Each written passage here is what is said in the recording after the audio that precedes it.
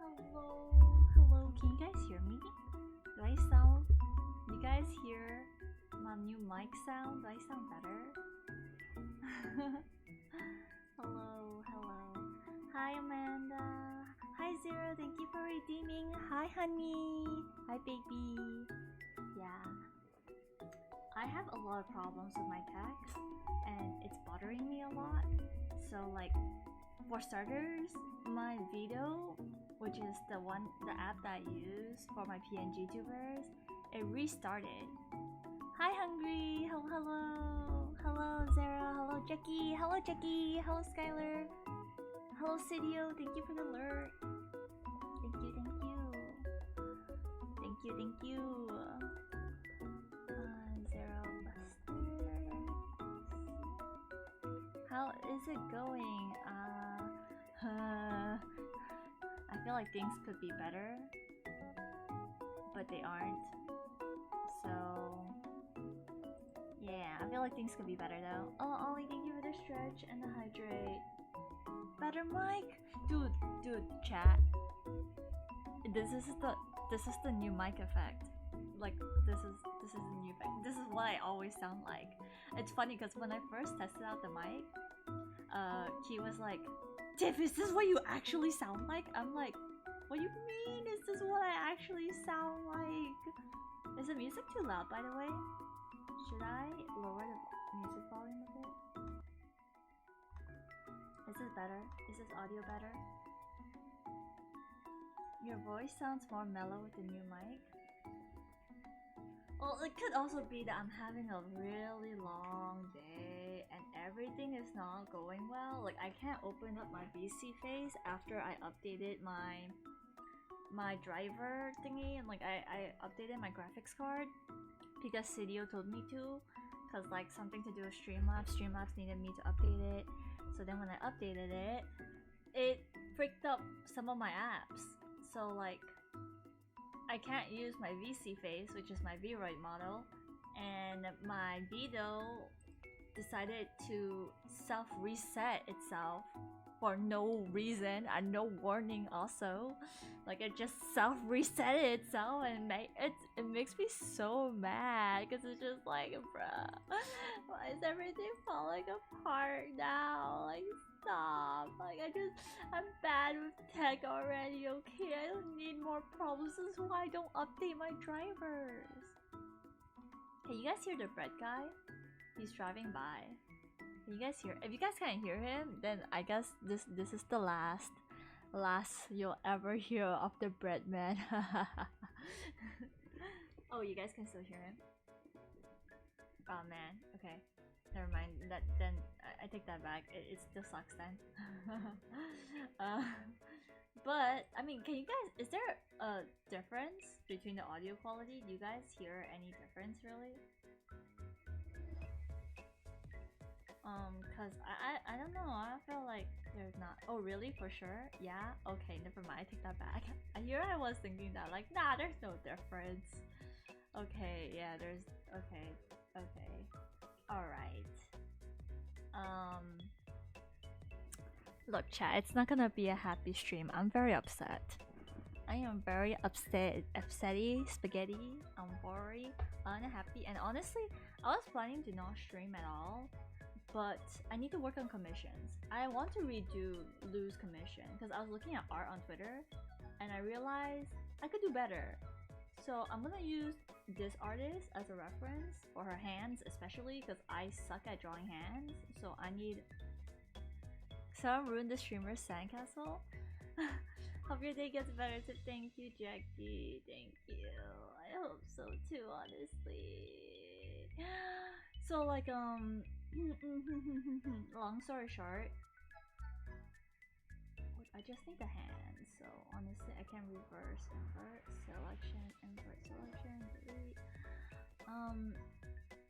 It's like a semi-long story-ish in a way, because it's like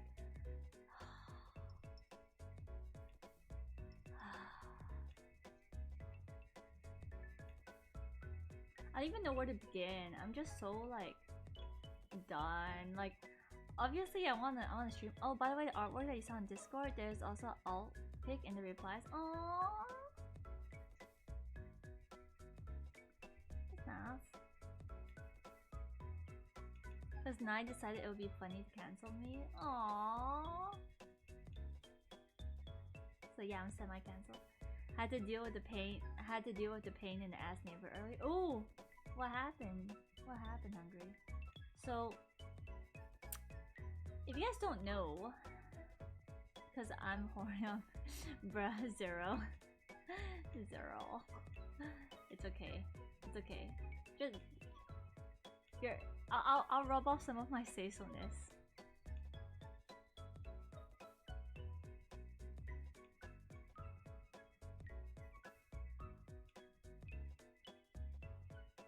Yeah, I want to redo Lou's icon because as much as I'm still gonna send her this, obviously, but it feels too bleh. Like it's not really the kind of art I want to be producing for her. So I'm gonna sketch up something new, something that I'm actually happy with. Like I don't even know.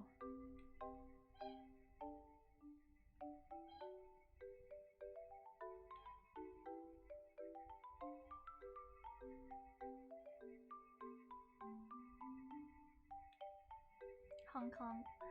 So, if you guys don't know, I'm serving, right? I'm just gonna AFK here for a bit because I don't know if I can talk and draw at the same time. But and this is a pretty accurate representation to how I feel right now. Mad, but sad. I'm mad. I'm mad.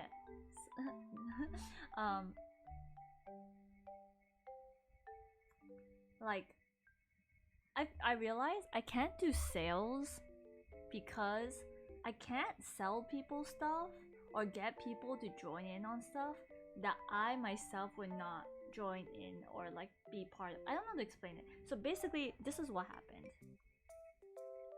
I'm part of a camp, right? And I'm part of I'm supposed to help run the camp.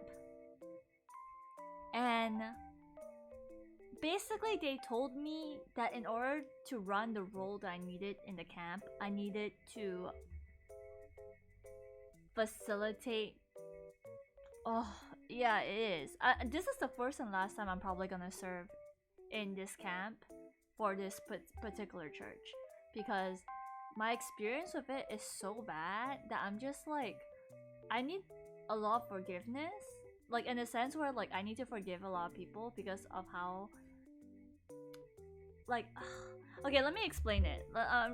I'll try to give you guys some context. Okay, so basically in the church camp, there's a lot of aspects to it, okay? There's the yo Dre, hello. Hello, I'm ranting. I'm schmad. I'm very schmad. I'm venting. It's soft? Okay, wait, let me increase my volume. Is it better now? Is this better? The camp, isn't it? So like the camp, there's like the logistics, registration, okay? There is the coordinators, there is the spiritual growth team. It's a church camp, so that's why there's spiritual growth. There's the belonging team to make sure that like everyone is like paired up or like, you know, no one feels alone. And there is games group, okay? Games committee. When I joined, I agreed to help out with like games and emceeing and stuff like that, okay? But I was assigned the role of spiritual growth, Okay, so they put me. No, I didn't add any filters yet, Dre. I didn't add any filters. I don't know what happened, but ever since I updated my graphics card on Nvidia, like some of my apps aren't working properly anymore. It's just like screwed up, and I'm just like very upset about that as well. And I need to fix that. If I don't fix that, I'm probably gonna maintain upsetness ish. But that's just one of the many things that have been going wrong with my week. And so, I was assigned the head of the spiritual growth part of the camp, which is like, okay, I don't know what that does, because it's like I've never run a church camp before, and I only agreed to serve because like I have time, and you know, I love God, so, and I love people, so obviously, you know, like why not help out? But I feel like I bit off more than I chewed. Like, and this is the thing that upsets me. I feel like I was not really explained what was expected of me. Like, they kind of just drew the responsibility onto me, and like it felt like a, you know, when you throw someone into the deep end and you expect them to learn how to swim. That's exactly how I felt. I felt like I knew generally how to swim in a pool, like a kiddie pool, but you throw me into an ocean, I ain't gonna know what to do. Okay, I like okay, like swim, like this is the best analogy and metaphor that I can give. Okay, I feel like swimming in a kiddie pool or in a pool is different from swimming in the ocean. And I feel like they drew me in the ocean because I knew how to swim in a kiddie pool. Hello, Tyler. Hello, hello. And it's not just me swimming. Okay, this is the worst part. This is the part that makes me the most upset. So it's like, okay, first of all, I feel like you roped me into something, and I agreed to something that I didn't really agree on. You know what I mean? It's like you agree to help, but then like what they're expecting of you is so much that you're just like, I don't know if I have this in me, you know? So I'm struggling. I'm trying my best, okay? I don't complain about that. I just do it. But this is the worst part. I need to get, because I'm the leader, right? I need to get people on board to help me out. But I was told, or I believed, that my role was to just make sure that with every day in camp, there's a 1 hour time slot for devotions, okay? I was under the impression that I was only supposed to take care of that 1 hour throughout the camp. And what I needed to get facilitators to help facilitate discussions during that 1 hour. It's just facilitating discussions. By the way, I'm preparing the questions. So honestly, all you have to do is read the questions that were prepared to you and talk to people, okay? It's not that hard. I was told, and I ranted about this in my previous stream. I remember how like I was confronted by M. Kun, and like I was confronted by Manager-san, you know, remember Manager-san? Manager-san was like, Tiff, you ain't doing your job. And I'm like, excuse me, what do you mean I'm not doing my job? I'm doing my job. And they're like, no, you're supposed to be doing more. And I'm like, you never told me you never told me that I was supposed to do that. You know, you cannot. And then they're like, oh, if you didn't know, you should have clarified. I'm like, excuse me, how am I supposed to clarify what I don't know? Can you help me make sense? Like, can you make yourself make sense? Like, how can you expect someone to clarify something that they don't even know? They won't even know that they don't know. You know, like, I don't even know that I didn't know. And they're like, oh, you should have, like, communicated. Like, excuse me, you should have communicated the roles you expected of me better. Because when I told you, is this what I have to do? Like, these are my roles, blah, blah. You guys were like, yeah, you also need to manage the spiritual growth of the campers. What the frick does that mean? Sorry, if I sound very loud, it's because like I'm going near the mic every time I'm mad. So like I'm just like ranting, okay? So there's that. So I reached out to a couple people and I told them like, hey, would you want to help out for camp? All you have to do is facilitate conversations, okay? And I will prepare the conversation questions for you, blah blah. And they're like, oh, okay, if it's just facilitating questions, then sure, why not? And we just had our briefing. Like we had like a briefing of all the facilitators just now. And guess what, chat? Guess freaking what?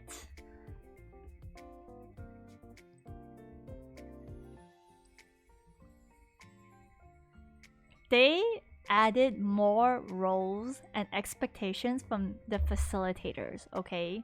So the facilitators don't just facilitate conversation anymore. They are handling so much more shit for the camp that they were not told until this very day.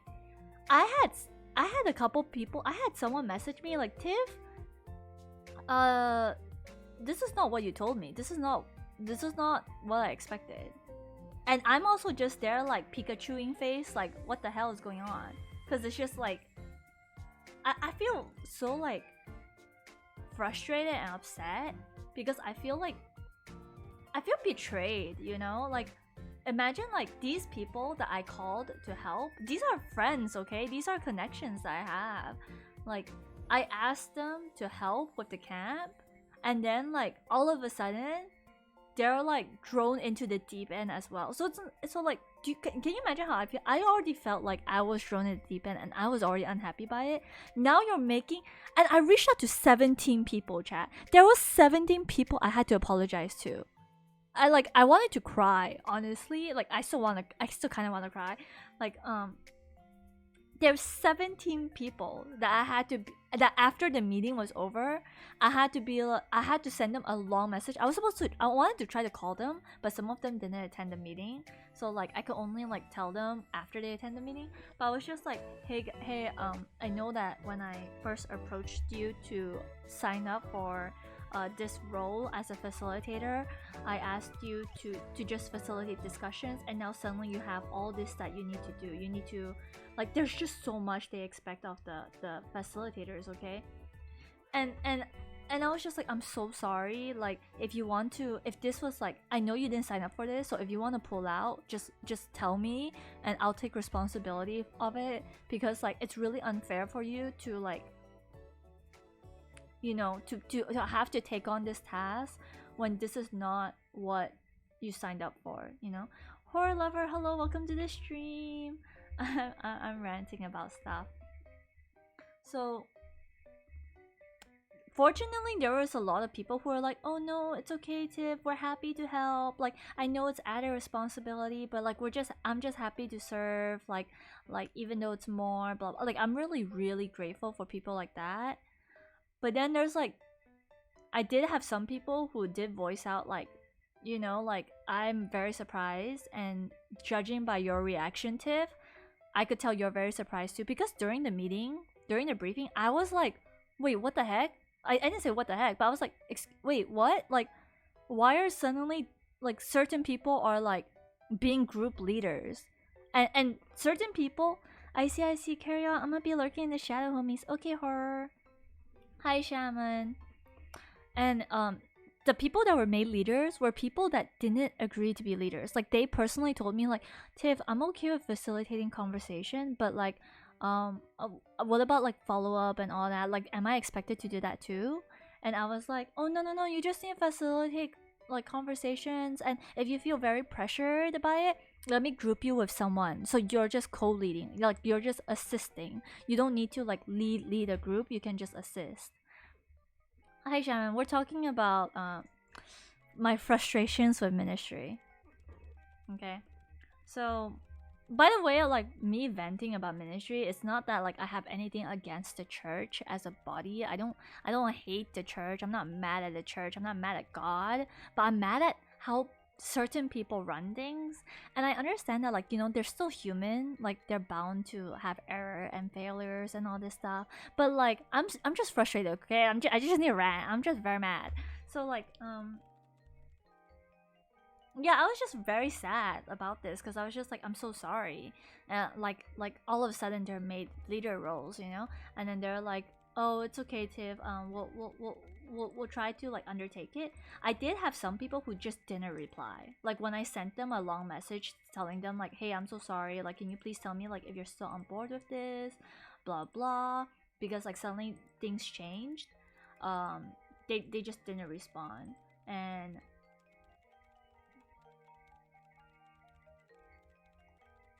it's just like, I'm grateful I'm really, really grateful for the people who are willing to challenge themselves, because I feel like the people that I approach for facilitators, they aren't weak people. Okay, let me just put that. They are people who can do it, and I can really see them being empowered into leadership. Okay, the people that I approach for facilitating, like, they are capable of leadership, but good leadership is not just like I throw you into the freaking shark infested pool and I expect you to sink or swim, you know? Like, that's not how it works. That's not loving. That's not kind. That's not good. Like, so that's why, like, I wanted to get the people who are new at leading, because there are a lot of people in the facilitator groups that weren't used to leading groups. Okay, I wanted these people who are new to be paired up with existing leaders. So people who generally already know how to swim, okay? They may not know how to swim in the ocean per se, but they know how to swim. So I wanted to pair them up so that at least they have like a smooth transition and like a smooth journey, in a sense where it's like, hey, I'm not leaving you for abandoned. You know, you are being assisted, you are being aided, and like, you are being cared for. I don't want to, you know, like, and this is the problem. This is the main point of my rant. Okay, I honestly feel like the organization structure in my church, I don't know if other churches have this. I plan to visit other churches soon to see how they run their leadership, but in my church in particular, they have this bad habit of like they burn out the people they have, and it makes me so upset, because it's like, okay, let's say the existing leaders, right? Oh, Cozy Bun, thank you for redeeming the random Tifa fact. Thank you. I'm sorry if you guys can hear the background sound. Here's a random Tifa fact. I can speak Chinese, and my sister, the voice that you hear behind me is my sister speaking. Shaman says, our motto is you're welcome as you are. And thank you for the hydrate, Cozy. Thank you. So, oh gosh. This is why I don't like to stream with people around me. Thank you, Cozy. Thank you for looking out for your streamer. Hello, Anthony. Hello. Okay, look, I understand. Come to us as you are. That I understand. But it's like, when you come to us, when we get new people, you're expected to train up these new people. You can't just leave these young people, these people who want to serve, for abandoned. You know what I mean? And then, okay, let's say we do recruit new people, right? When we do recruit people, they're in like roles that like are just like meh. You know, they're not the roles that like we really need. You know what I mean? Okay, and so at this point, the people that we really need, okay, I'm gonna give the example of leadership, okay? We really need leaders. We really need new leaders, because our current leaders are getting old and they're busy with their lives, and like they're too worn out. Every time they have like an important task, they throw it on the existing leader. And the thing is, the existing leader already has so much on their plate.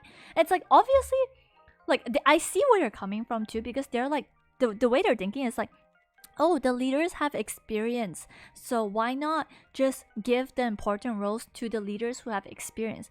Like, but that's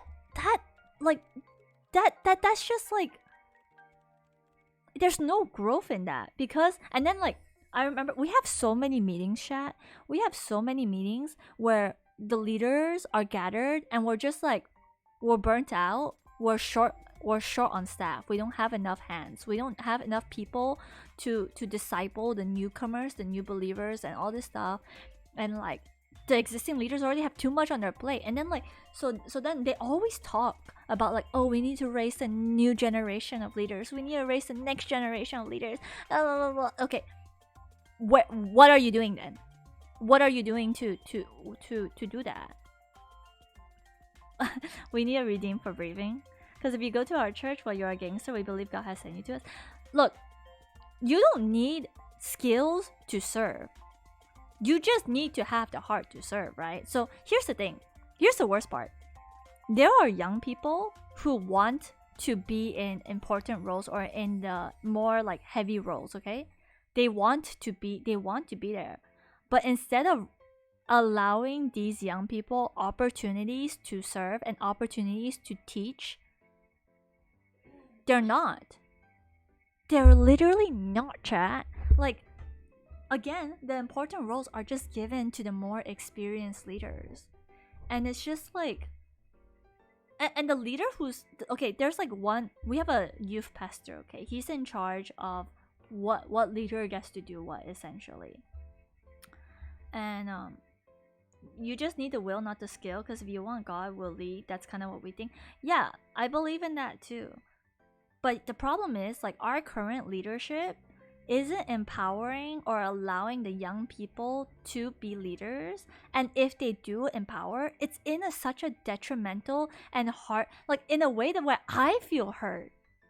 I feel hurt by it, you know, because like they literally just throw you into the deep end, you know. I feel like the worship ministry still does a better job at like guiding the new worship leaders, so I'm not gonna shit on the worship leader ministry. I'm gonna shit on the ministry I'm in, okay? And the ministry I'm in is in teaching.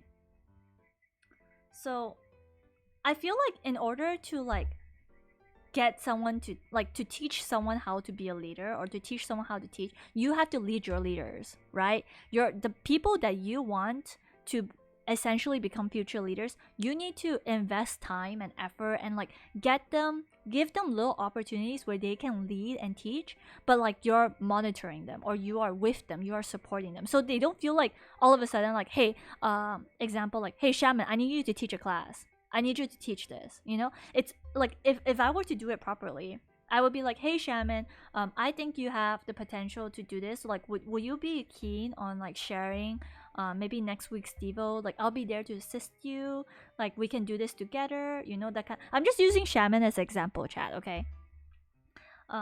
Like, you know, like, oh, like what do you think? And then like slowly and surely, it's like you gotta get the training wheels on, right, before you like shove the kid and let them like take off.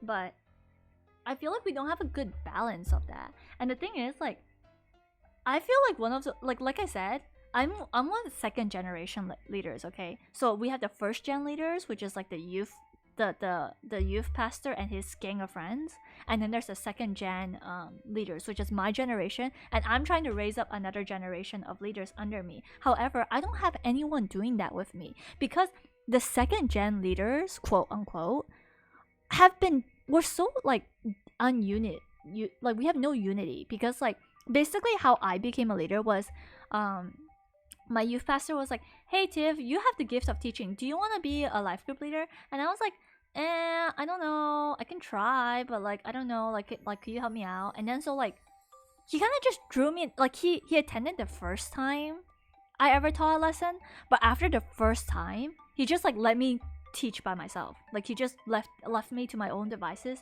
to teach the kids. And honestly, I don't even think he knows what I'm teaching the kids, because my lesson plans are like separate from the church at this point. So it's just like, it's not that I'm teaching like blasphemy or whatever. Like I do my own research, I'm using slides from a different church. I'm not even using like the own church's slides, because I'm just like, no one gives a shit.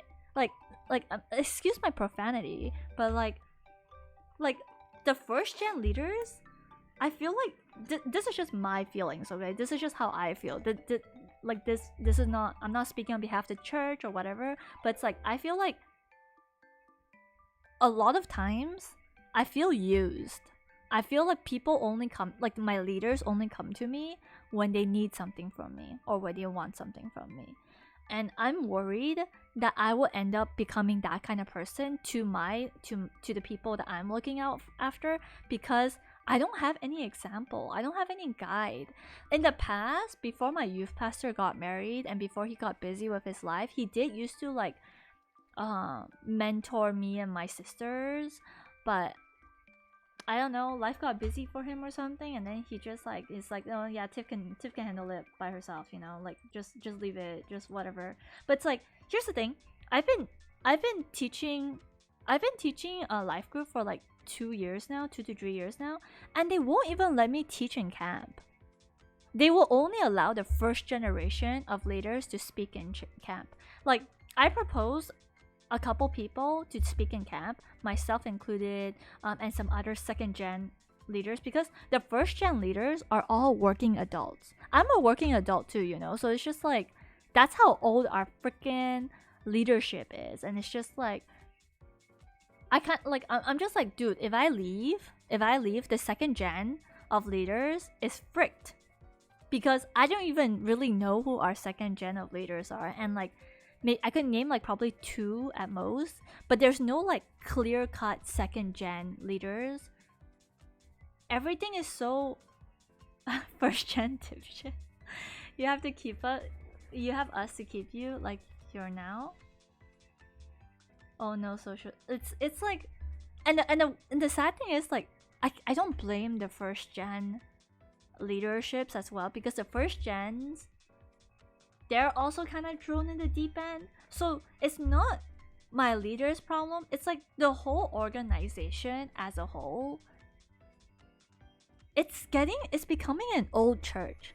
And what I mean by old church, I mean like all the young people flock to different churches. And when we do have young people, it's like we're like the current people, like the currently, we're struggling. We're like, yeah, we can do it because, you know, like, okay, we have God on our side. Probably be back with 2 to 5 hours. Okay, bye, shaman. But it's just like it's just a oh my gosh, Churrosity, thank you for the raid. Hello, wait, is this Churros Bosa? Or is this, wait, what? Did Churros change her name? Hello raiders, welcome to the stream. Sorry, I am ranting. I'm far ranting. It's meh? Oh, okay.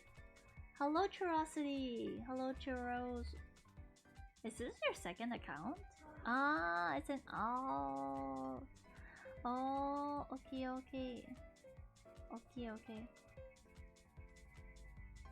So again, it's like in every leaders meeting, we always discuss this. Okay, not always, but like in our most recent leaders meeting, we talked about how like this is what Tim sounds like. I know, right? I sound so good now.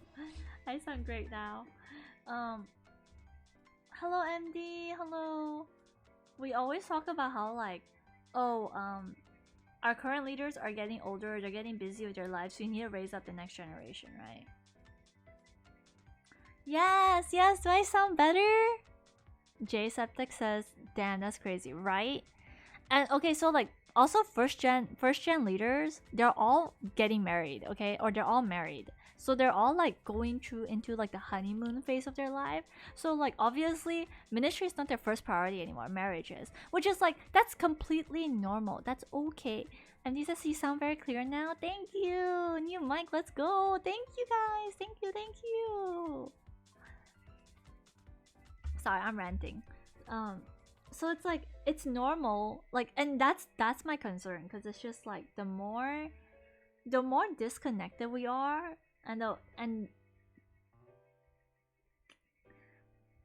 okay, this is the part where I'm frustrated. Okay, I feel like I'm really trying my best to try to connect the third gen of leaders to myself. Okay, I'm trying my best, but when the first gen of leaders make decisions like this that frick me over, I feel like I'll lose a bit of that rapport and that trust that I've established with the third gen of leaders that I'm trying to raise up. Because again, I feel like the people that I've asked to be facilitators have great potential to be leaders, okay? However, my role is not to coerce or manipulate or like, you know, use underhanded methods to force them to lead, but more so encourage them to have avenues where they can lead or exercise or practice their leadership skills. So my job is not like, oh, like I want to make Ollie a leader, you know. That's not like, ideally that would be the end goal, but that's only if she wants it for herself. But like what I'm trying to do is I'm trying to provide very clear avenues where they can practice their leadership skills, okay? And that already is such a big leap of faith for them. It would not be fair for me to call them into this and just like be forced to just let them figure it out on their own.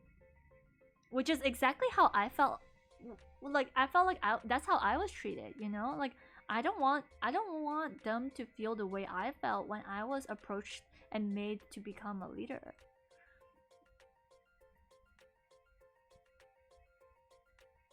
So yeah, that's my rant. That's the end of my rant. I should probably work on art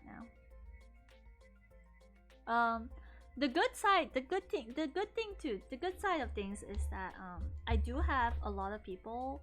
Like just now, one of my facilitators, they reached out to me and they're like, "Hey Tiff, I feel like you've been really stressed lately, and like, I like you came up in my mind, like you came up in my mind when I was praying for you. So, I just want to let you know that like it's okay, you got this." She has no idea that I'm upset, by the way. So it was just a very kind message that was much needed, you know? And I was very touched by that. Um and it's like it's basically people like that that make me not want to leave, because like again, I have such bad experiences. Like not just like one or two bad experiences. I have like so many bad experiences in terms of like serving in this place, in this particular church, that I'm just like, if it weren't for God, like if I really did not love God, I would have left. I would have just been like, adios, amigos. Chowzas. Chowzas, goodbyes. Have a good life. Adios. You know? Muchachas. But then, like, yeah, it's, sorry. Humor is my coping mechanism. Um, yeah, it's like, and obviously I have friends in the church that I'm in. I have people that I care about deeply and people who care for me deeply. So that's another reason why I haven't left yet. But it's just like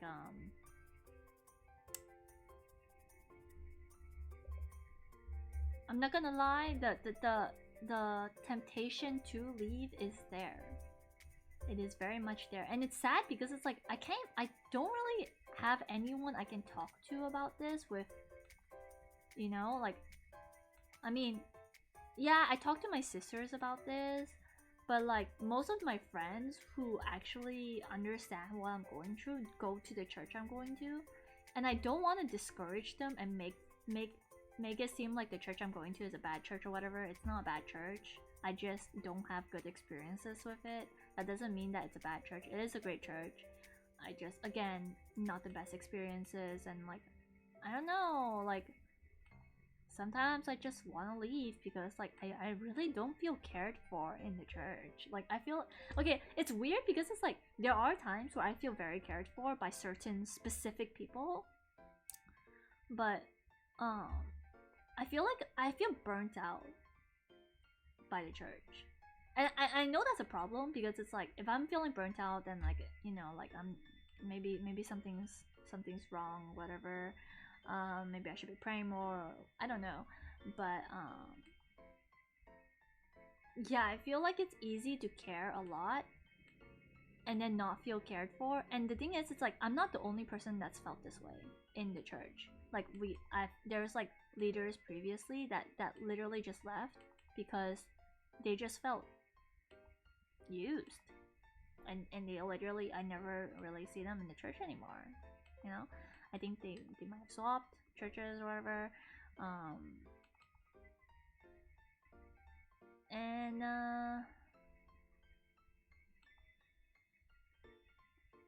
yeah, that's my TED talk. That's all I have to say.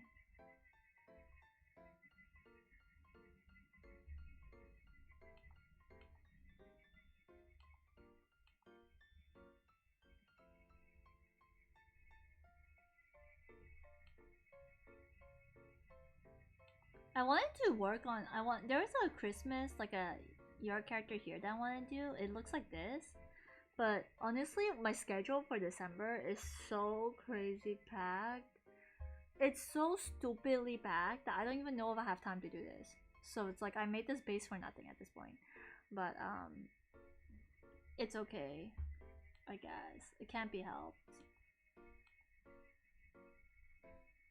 Not much I can do about it.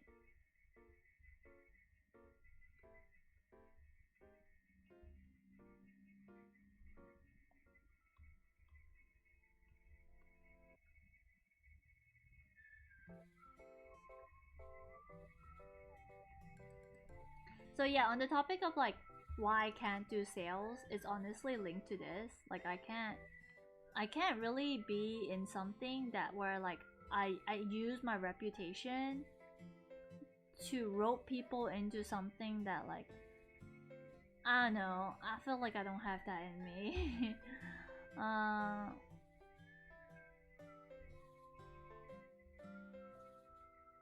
Cause if there's one thing I pride myself in, it's in the fact that like I feel like I do my best to have like integrity in a way. Like I wouldn't want to tell people to sign up for something that I myself wouldn't believe in or I myself would not think that is good, you know.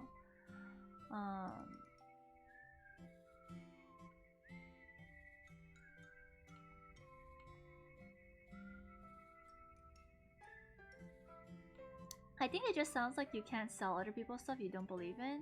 I think you do well in selling your own stuff. Yeah, I can definitely sell things that I believe in for sure.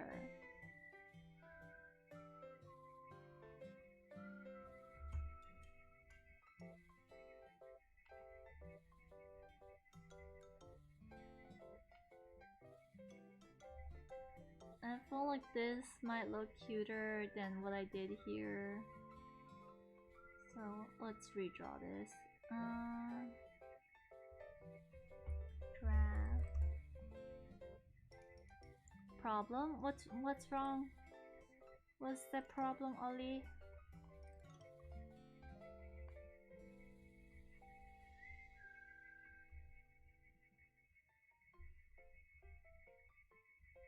I might be starting to feel slightly under the weather. No! Ollie, okay, self-test. Self-test, please. It could be exhaustion, honestly, Ollie, because like you really do have such a busy schedule. And yours is physically taxing. I feel like mine is mentally and emotionally and socially taxing, but yours is like straight up physically taxing. I burned me some homemade pizza, Sag. Sky says, oh no, please take care. I blame that kid on stage that was sneezing and coughing on the storm, but he was masked, but still. No. Keep me posted on your symptoms, okay?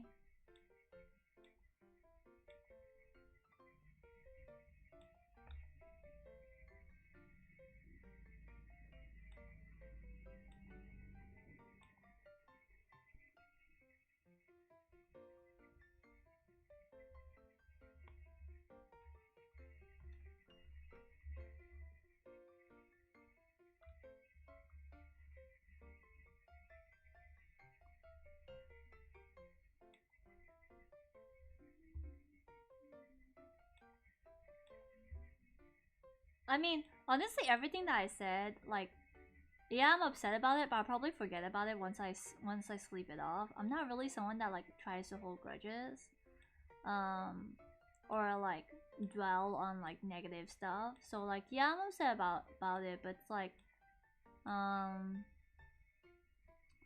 feel like it's like one of those things where it's like, what to do? Like, you just gotta make the best out of what you have. Oh my goodness. Oh my goodness gracious.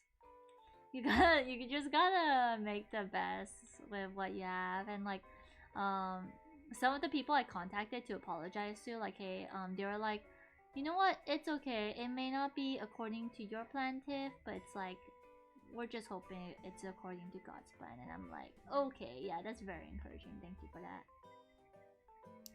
Discussion time. Thank you, Hungry, for redeeming discussion time. What's dangerous, stupidest thing you've ever done? Don't. I'm gonna share this, but don't don't do as I say and not as I do, okay? The most dangerous thing I've ever done is like, it has to do with driving. Like, I used to drive. Like, there's one time I drove and I was stuck in a traffic jam and I fell asleep because I was sleepy. So, like, number one, don't drive when you're sleepy.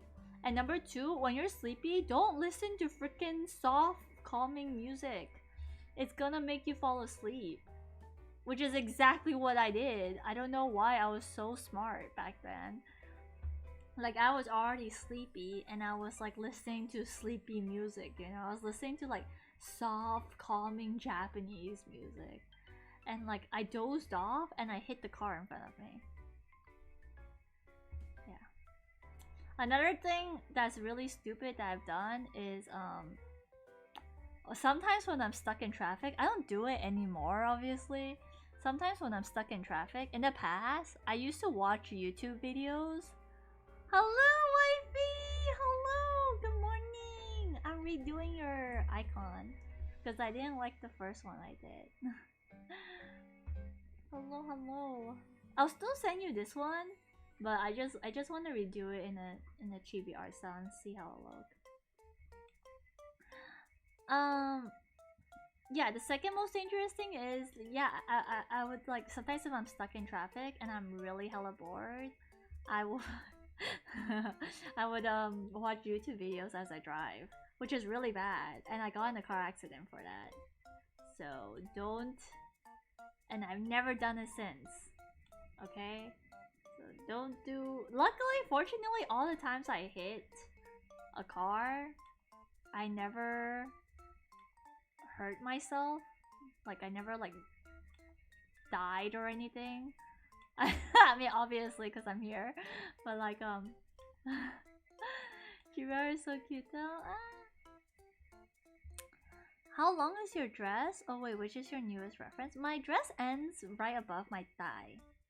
Like, let's say if this is my knee, my dress ends here. Like halfway up my thigh. Oh damn, mine's worse. What's your worst? I want to hear yours, Hungry. What's the stupidest, most dangerous thing you've done? I want to hear your story, chat. What's the dumbest thing you guys? Dumbest and most dangerous thing you guys done?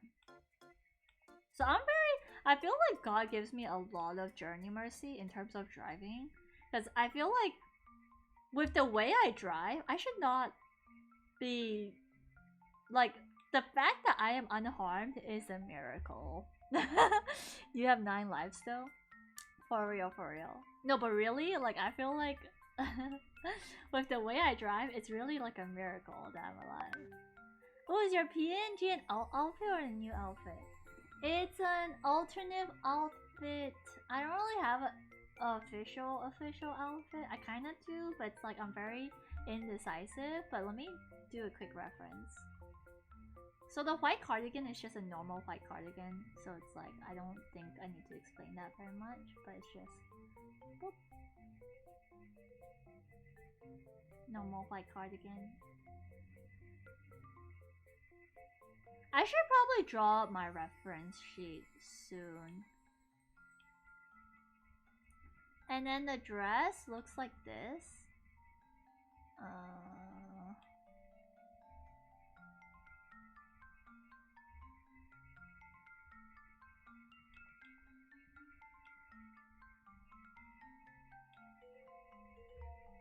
So this part is just like string. Like this part is just string. This is the actual fabric part. On my official VTuber model, I have ribbons here, but because it's like chibi art, I can't really add that on without it like being hidden. And I have a choker with a red gem on it. Very simple design. I also have like a thigh like a choker on my thigh for fun, cause why not? Oof, almost getting shot. How did you almost get shot, Hungry? What? What did you do?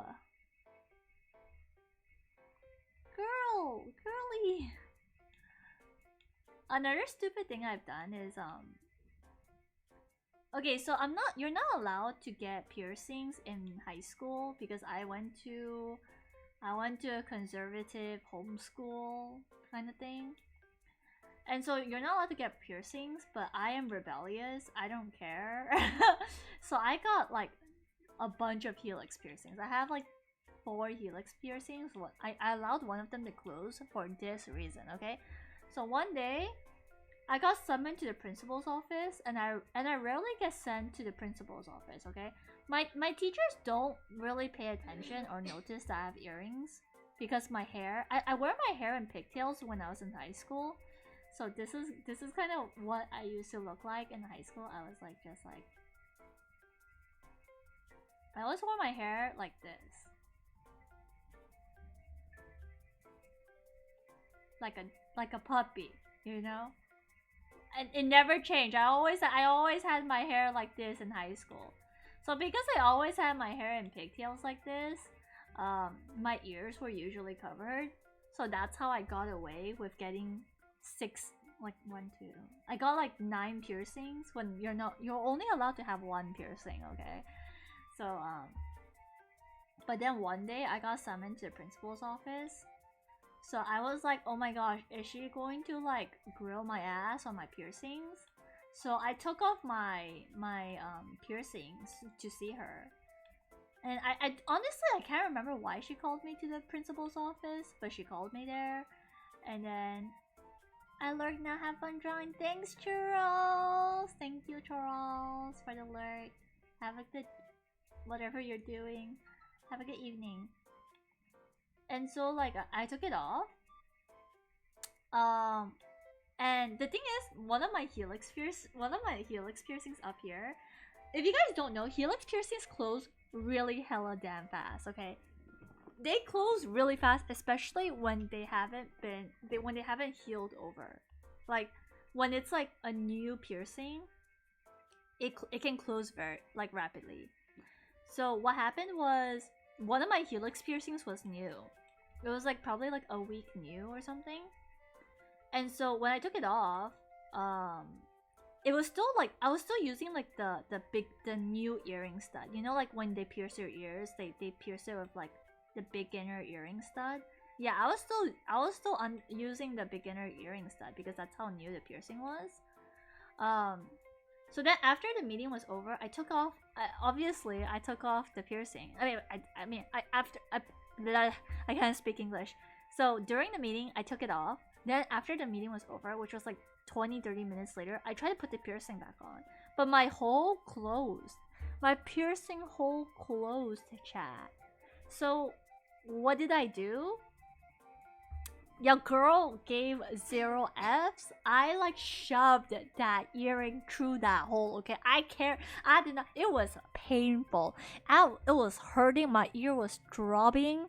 I didn't care. I wanted that piercing really bad. Like, I paid for it already. Like, it's gonna go through the hole. I don't care if it grew over. So I stabbed my earring through my ear hole. And it went through and it bled. But I was just like, man, whatever. Who cares, right? At least it's true. At least now it can heal properly. Bro, I was so wrong. Okay. Let's say this is my ear, okay? Let's say this is the back of my ear. And this is the front of my ear, alright? Okay, this is the front of my ear. I have 3 piercings down here, so obviously 3 holes in the back. I have 2 piercings up here, so I have 1 piercing at the back. But guess what? I have an extra hole in the back. So I have 6 holes in the back of my ear. Do you want to know why? Do you? So I stabbed my earring from the front because you wear earrings from the front, right, chat? It wouldn't go out from the back. And remember how I said I stabbed it through? I stabbed it through not the original hole. Let's say this was the original hole. It was supposed to come out here, right? Bruh, I forced my own hole. Like, I made a new hole and it came out from here. Okay? Like, this hole ain't even supposed to exist. So this hole has two exit ways, basically. You can go up here and you can go down here. So yeah, I stabbed through the wrong hole. Yeah, it was pretty bad. So the thing is, I didn't even know. I wore my earring, and by the way, my earring was jacked up because, like, obviously if it's through the right hole, it'll just like go through like this, right? But because it was like it went like this, my earring was always like tilted. My earring was always tilted up because it didn't go like this. It went like this. Okay? So that was the messed up part. I didn't know until I was lining up one day. I was lining up for school, and then my best friend, who was standing behind me, she was like, "Oh God, Tiff, you have a hole in your ear, is bleeding." And I was like, "Uh-huh. What do you mean?" And she was like, I was like, "Yeah, I have holes in my ear. I have earrings." And she's like, "No, Tiff, you don't understand. You literally have like a hole in your ear that's bloody." And I'm like, "What are you talking about? Why are you freaking out?" She's freaking out, by the way. I was like, "Why are you freaking out?" She took a picture.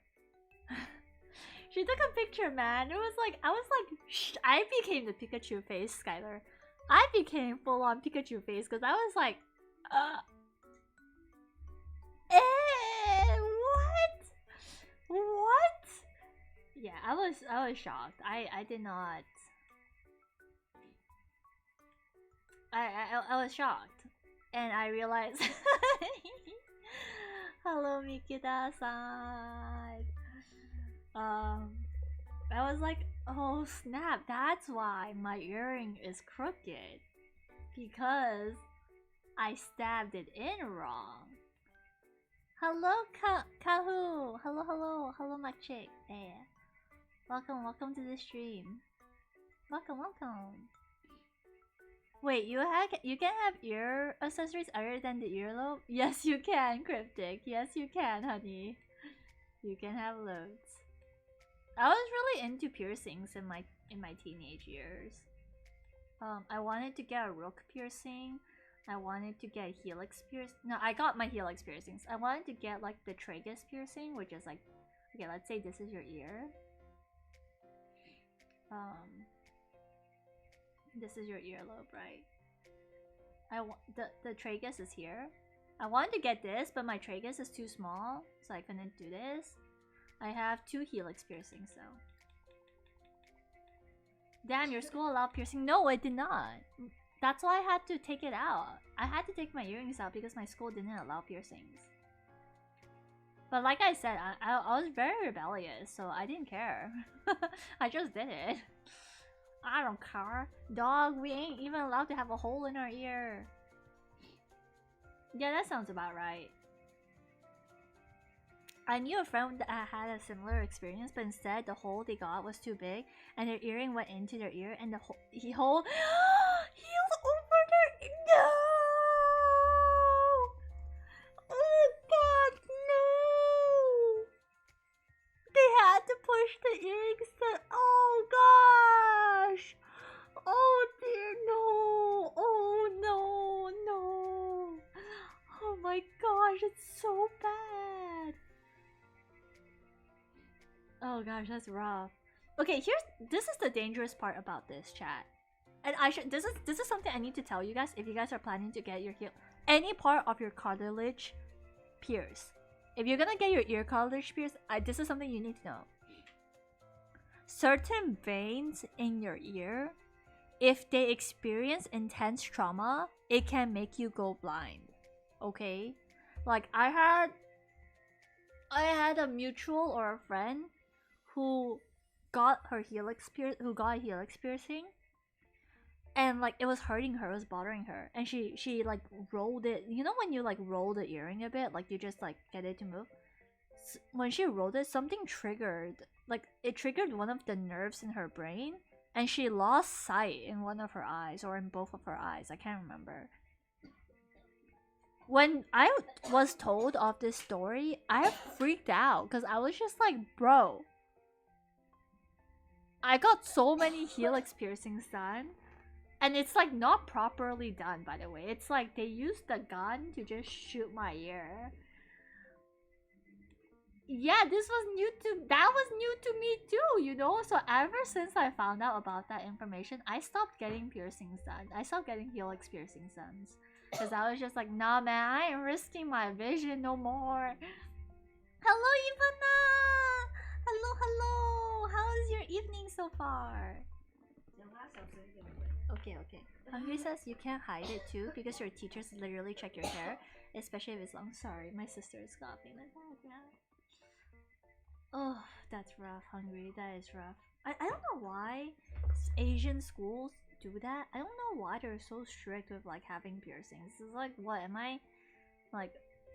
Is having piercings gonna reduce my EQ? I was one of the smartest kids in my class. Okay, I was like super hardworking. I just wanted to self-express myself.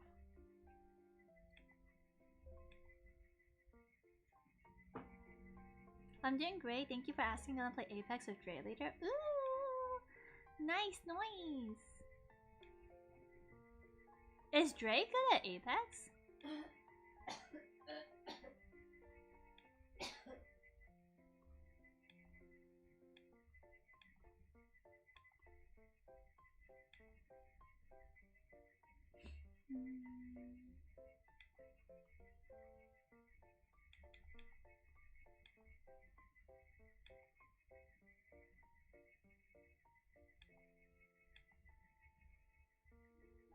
But yeah, Hungry, I want to hear your story. I want to know what exactly happened for you to almost get shot by a gun.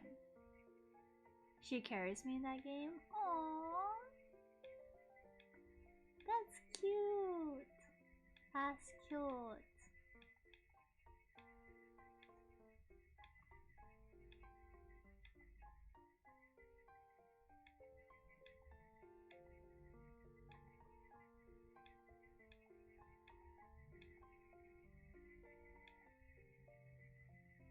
Man, artists really do be abusing the undo button. For real.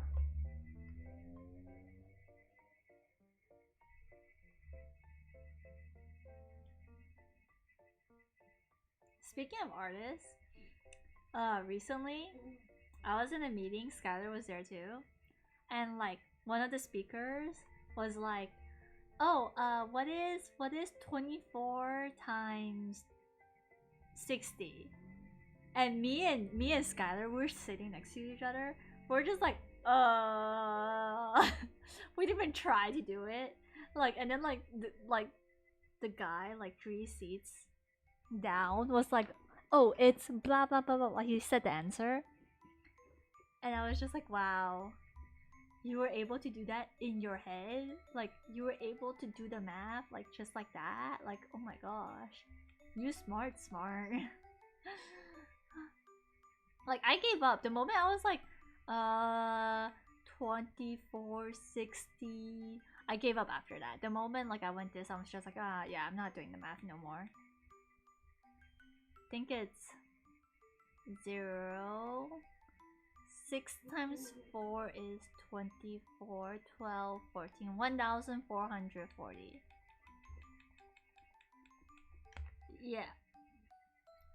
The summary is I pissed off a guy. How did you piss him off? Hi, Sugar. Welcome to the stream, Sugar. Hello, hello. Dre, how do I sound off the mic? Are you proud of me? I failed math. I don't know how to count to 10. Don't you need to know math in your course, Dre? Or am I mistaken? I'm sick? Oh no. I hope you feel better soon, Sugar. Take care, take care. Take care, take care. Drink lots of water. You too, Ollie, okay? Ollie needs to rest.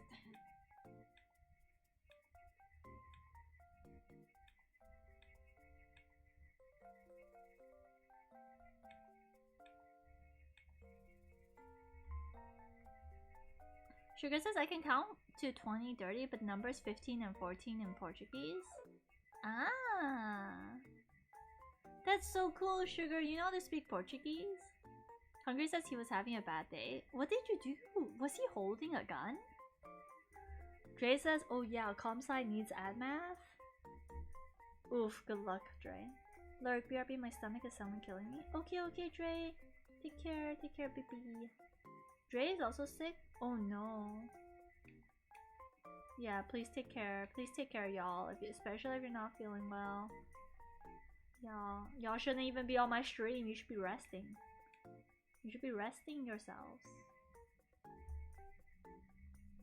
Taking care of yourselves.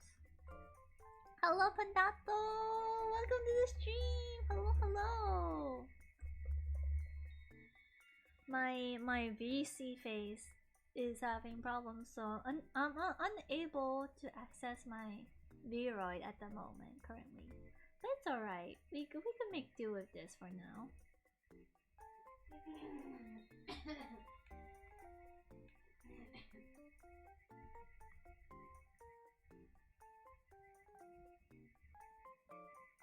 Gotta farm those channel points, dog. He had a gun in his pocket. Did you know about, like, what did you do to piss him off? Sugar says, I'm just eating soup. Panada says, ah, Chibi Tip is very cute though. Thank you, thank you. Thank you, thank you.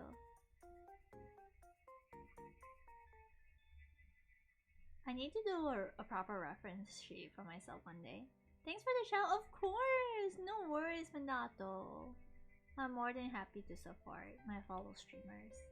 Sometimes, if I don't shout you out, it's because like either one, I forget, and like I'm just that distracted, or two, like I wasn't aware you were a streamer.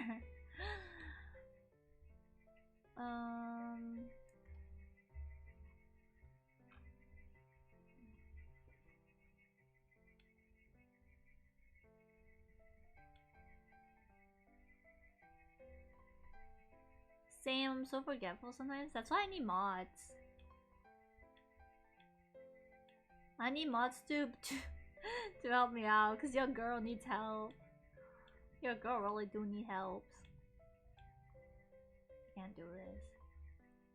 I feel like I chat a lot about ministry, but one good thing about ministry is that like it made me feel closer to the people that I serve with. Like I feel like I wouldn't have as many friends as I do now if I didn't serve. Like I feel like for sure 100% I don't regret serving ever, because like it's just so fulfilling. It's so like rewarding, you know. It's so rewarding to like and also like I don't know about you guys, but personally I enjoy hearing about people's lives and being able to like help people go through stuff. Like there's one event where like I had to attend. Wait, is the ministry like the military? Oh no, it's church. Pendato. There's one time I had to, actually not even one time, I had to attend 2 funerals for my members. And I remember just like, because I'm very empathetic, like I like cried so hard at the funeral. I was just like bawling my eyes out. And I remember my member telling me that like when I went to give my condolences to her personally, she was like, Tiff, you cried as if that was like your own mother that died, you know? Cause the funeral I was attending was one of my members' mom. So I was just like, no, it's just I really feel for y'all, because like, you know, it's not easy to lose a parent. It's not easy to lose anyone per se. And then like she started crying at the funeral, and she told me that like she told me later on that because I was so like, because the rest of her family wasn't really crying, I guess they were very numb to the pain, but for her she was like very, very hurt. She told me that because like I was like just bawling my eyes out, it didn't make her feel bad for like grieving, you know, like for like just like bawling her eyes out too. So she also like felt a lot better with someone grieving with her.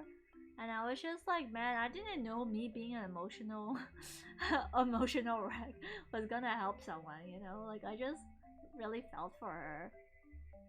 And yeah, it helped her to grieve. And then like ever since, like it's funny because like before I attended the funeral, she was like very shy and very reserved. She didn't like talk to a lot of people. But after that, like she started making more efforts to reach out and to talk because she was like, oh yeah, these people do actually care for me. Like they do actually genuinely care. And I was just like, oh. Chibi Sugar says Chibi Tiff is cool. Thank you, Sugar. Thank you, thank you. Oh, I saw the art you did recently, and it's so cute. It's so cute. The cat art. I really like that. Pandado says, yeah, it's sometimes very comforting. I don't know how I'm gonna feel on the other end of things, cause I feel like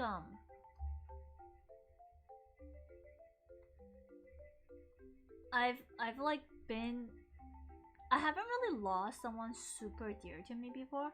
I've had people in my family or people that I'm close to pass away, but not like someone like so dear.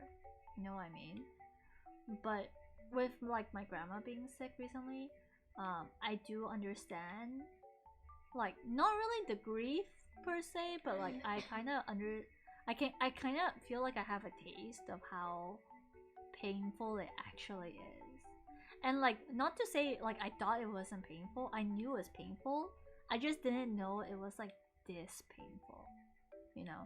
It was really painful. I remember like I went over to talk to catch up with my grandma today, and we are just talking, and she was talking about how like her younger sister, my grandma's younger sister, who is like 3 years younger than her, passed away in her sleep. Okay, she passed away in her sleep like this year, a couple months ago, and my grandma was like, it's so good for her to just pass away in her sleep because like she's not sick, you know, like she just gets to go. But obviously it's very sudden, like it's very unexpected, it's very sudden, but at least like it's like a peaceful death because you die in your sleep. And so my grandma was like kind of hinting that she doesn't want to get sick, she wants to just go peacefully. And I was very upset because I was like, I ain't ready for you to go yet. Like you, and I told her jokingly, I was like, you need to watch me get married first, okay? Then you can go. Like you ain't allowed to go yet until you see me walk down the aisle, grandma. Like you need to be there at my wedding. And she laughed and she was like, oh yeah, Tiff, like you need to get married. I was just like, yeah, like yeah, I want you to witness, you know, Tiff wedding when, bro. I don't even have a partner. I'm like just BSing, okay? I'm just giving her reasons to stay alive. Um, yeah, I don't have no boyfriend, nothing, no partner yet.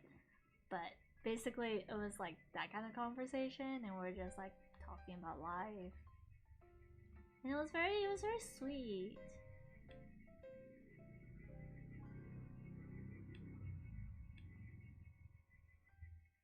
Yeah, it was very sweet and also very like sad. There was times where like I would look at her and I can't help but tear up.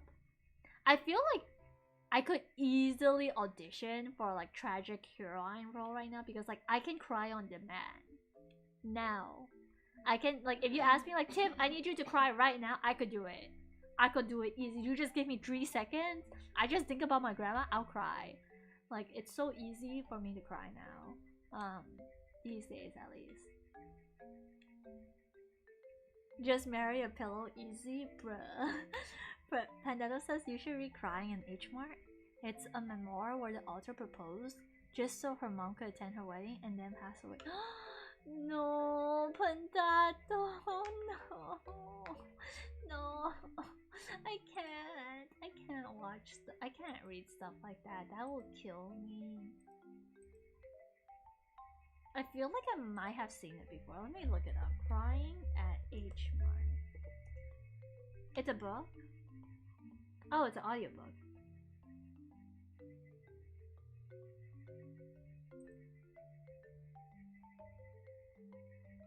Oh, I can't with that. I read it in COVID without seeing my mom for like 3 years. The audiobook is so good. Hungry says, I will ask you to cry for my grandma. You want me to cry for your grandma, Hungry? Sugar says, I've never seen a wedding. I've been to so many weddings this year, it's not even funny. I went to 4 weddings this year. And yeah, I went to 4 weddings this year. The last wedding I went to, the people that I was sitting with were like, hey, where's your boyfriend? Why didn't you bring him? And I was like, we broke up. And then they were so shocked by the news that they were like, you're joking. You're pranking us, right? They literally had to ask my sister, like, is she pranking? Is she pranking us? And then my sister was like, why would she lie? Like, why would she lie about her breakup? And then they're like, but you guys were so close. What happened? And I was like, man, you know, shit happens. Good excuse to dress up, for real. It is a good excuse to dress up.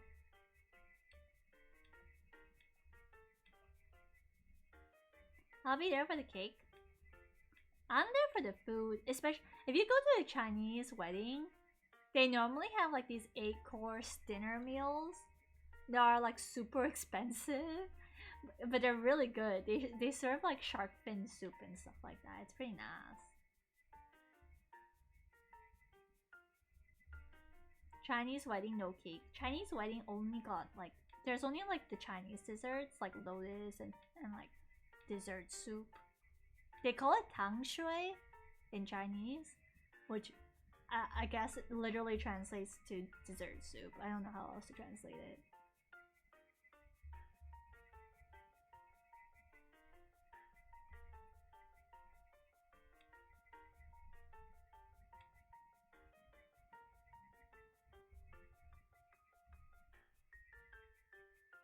Sugar water. Sugar says, I want to try dango sticks. Dango sticks are... they're okay. They're not like the best thing. They're okay, they're not bad. If you like glutinous rice, if you like things like the bokki, you're probably like dango. But dango is more aesthetic and cute than the bokki in my opinion. But that is just my humble opinion. Are you one of those weeaboos? Mr. Chiquino asks. No, I do not identify as a weeaboo.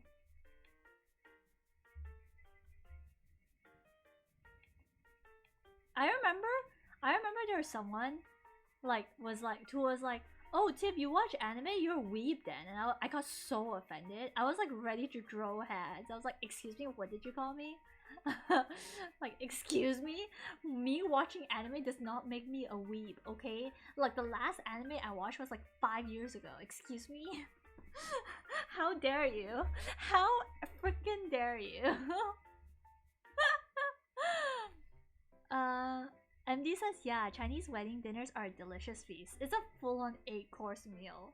Like, they serve so much. They serve like roast duck. They serve so much food. It's amazing.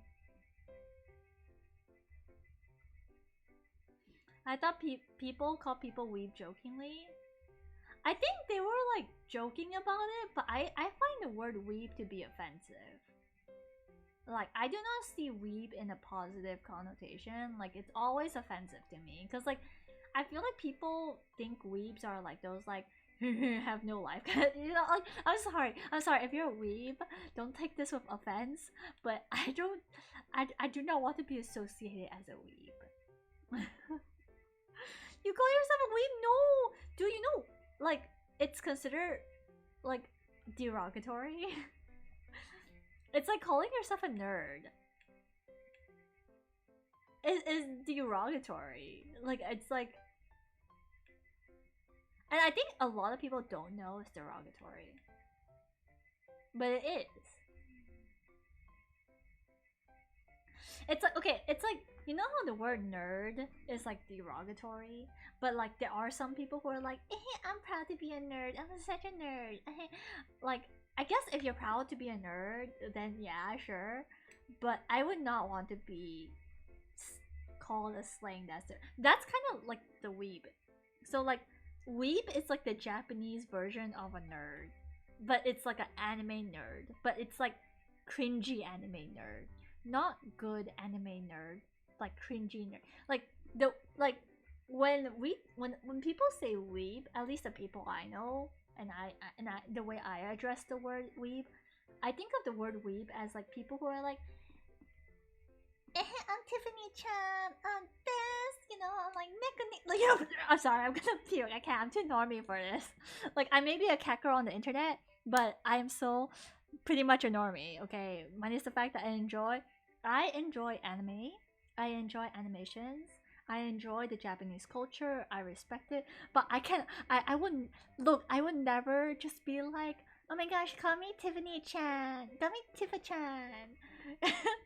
Oh my gosh, Pandato-chan, you're so kawaii.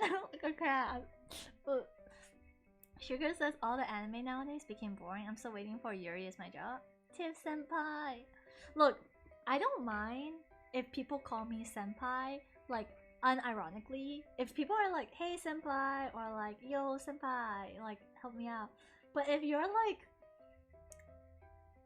senpai, ooh. Clumsy. I can't. I'm sorry. I'm gonna puke in my mouth. If you do it unironically, it's okay. Like if you're doing it as a joke, it's fine. But, oh my gosh, that's so cute. No, voice actor. No, I can't. I'm cringy. I'm internally. Oh, I'm being crumpled up. I'm wrinkling. Dude, I'm not gonna kid you. I had someone in my uni. She was the president of the anime club. Okay, by right, I should have expected this.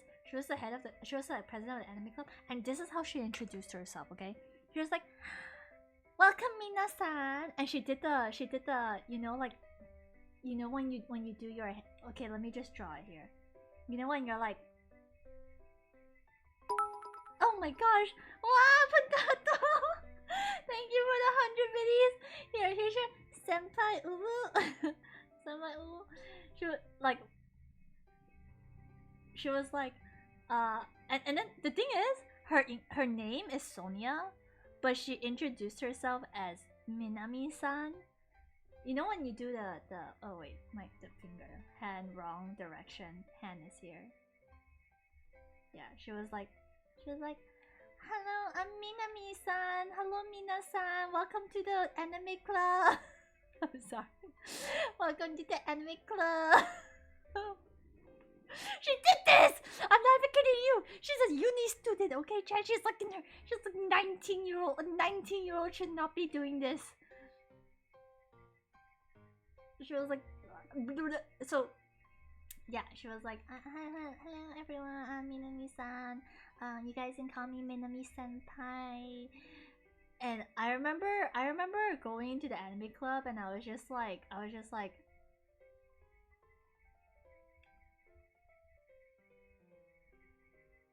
let me just bucket fill this.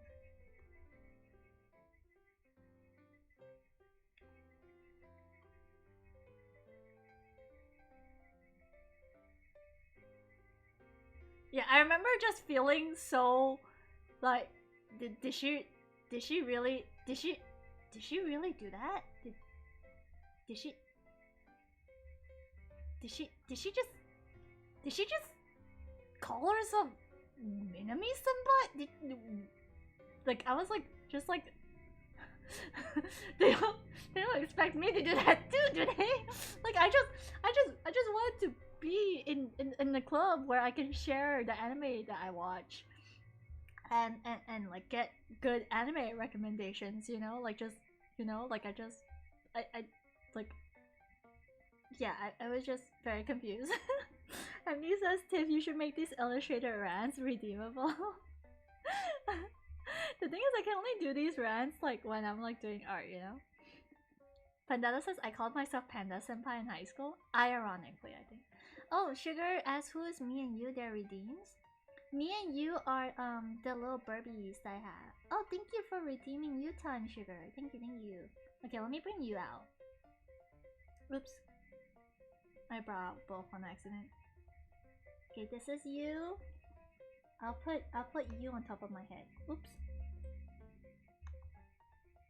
Let me put you. Okay, you can sit on top of my head. Okay, that's you. Mia is a white cockatiel. These are my VTuber pets. These are my VTuber pets. So yeah. I have a yellow cockatiel named you. I have a white cockatiel named me. So that me and you can be together.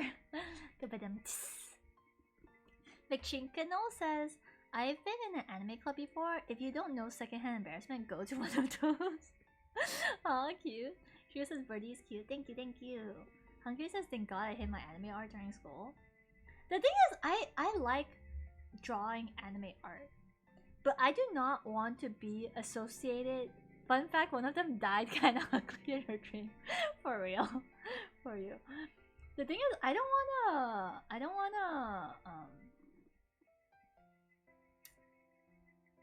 I forgot what I was gonna say. Sugar says, I had 2 birds that went through divorce and the last bird, the father died. Oh no. I say Nani, a lot of my friends is how we behave. No, Panado, it's not.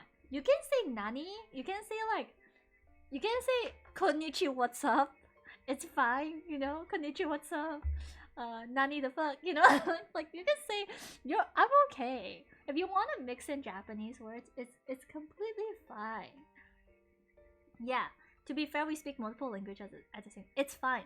It's when, okay, this is where it gets to be weeby. Like, this is weeby behavior. Weeby behavior is when you start to treat the Japanese culture as if they're party actors, as if they're like characters, you know. And I feel like when we over dramatize a culture, especially the Japanese culture, it can be harmful. So, example, like let's use nerd culture for example. You know how like being a nerd is like, it can be seen as like cool and quirky, you know, like wow, I'm so special, like I'm a nerd, I love to read books all day. But the problem is when there are actually people who get bullied for this, you know. There are actually people who are bullied for things that we are deeming or writing off as cool. So when, okay, I don't think this is a good example. I don't think I'm explaining it well. Forget that analogy. That is not a good analogy. But essentially, if you want to be seen as a weeb, by all means go for it. But I should just warn you that there are some people who see being called a weeb as insulting, and I'm one of those people. So I do not want to be known or called a weeb, because to me being a weeb is derogatory, because I feel like weebs don't really fully respect or treat the Japanese culture, or like, I feel like they don't understand that anime is anime and Japanese life is actually Japanese life. Like, you know, like an actual life. Like yes, Japanese people do use chan and san and like honorifics, but it's not so dramatized where it's like okay, there's a difference between saying like Tiff-san, you know, like hey Tiff-san, or Tiff-chan, Tiff-senpai, can you help me out with this? Versus Tiff-senpai, Tiff-senpai, Tiff-chan, I need help, you know, like I feel like there's a difference, because like I feel like the second version is more dramatized, and it's really because of anime.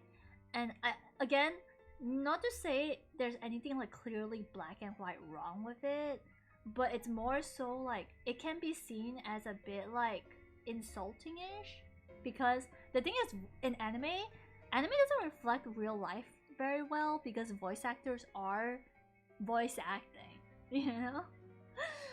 Skylar says Tiff should make an Uwu voice reading. Bruh. Bruh. Are you sure about that?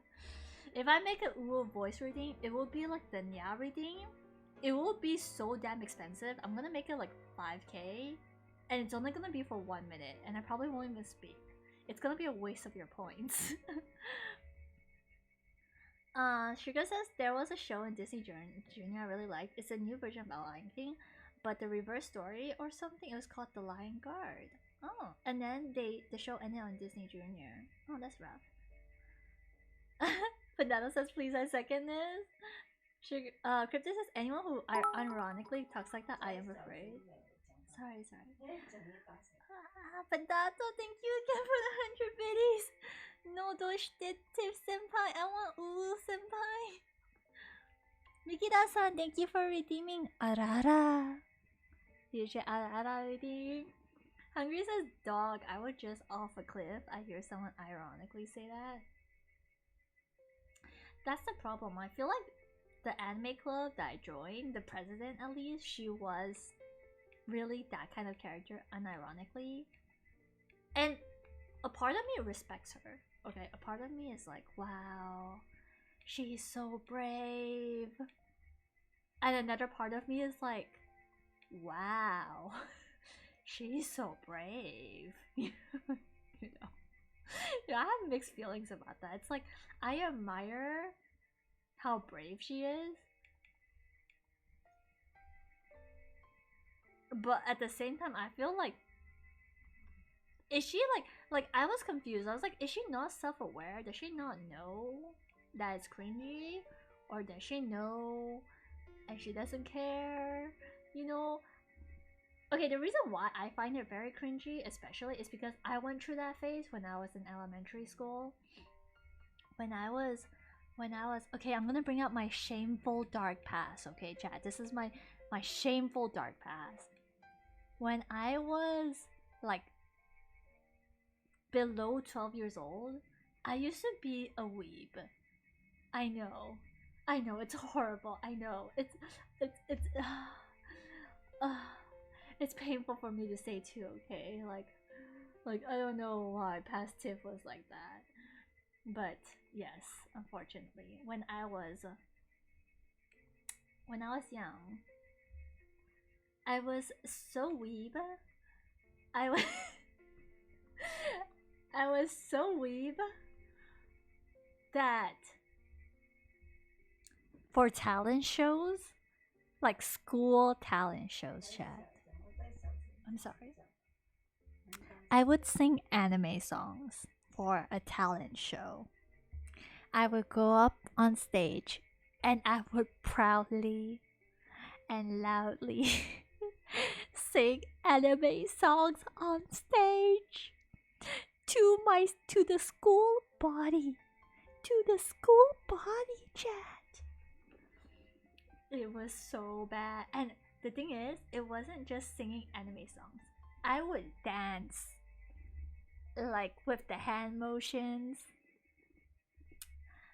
Fendado says, I led the anime club when I was 14. Oh my gosh, Fendado, you're so adorable. That is so cute. And he says, Tiff, how could you? I know, I'm sorry. I know, I had a shameful past, okay? Sugar says, when I was younger, I was also horrible. I'll listen to energetic weeb music for hours and use the term uru as a face emote. I sing Suki Kirai in my bed. Dude, I used to dance the caramel dancing unironically.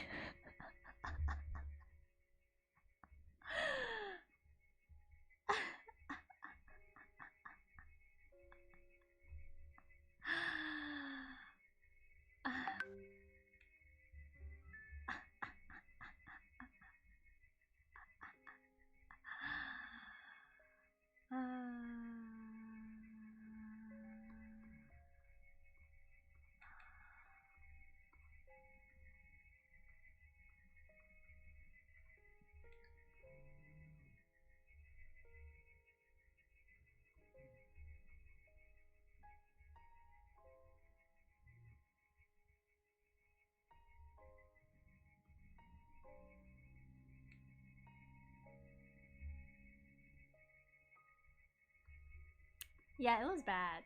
Like, I remember I used to just the songs I performed for the talent show was like, you know, that you guys know Sugar Chara? I sang the intro song for Sugar Chara. So I did the whole like hop, step, jump, boo, no run. Dun, dun, dun, dun, dun, dun, dun, dun. Like I sang that whole part. Yeah, hop, step, jump. Yeah, for real.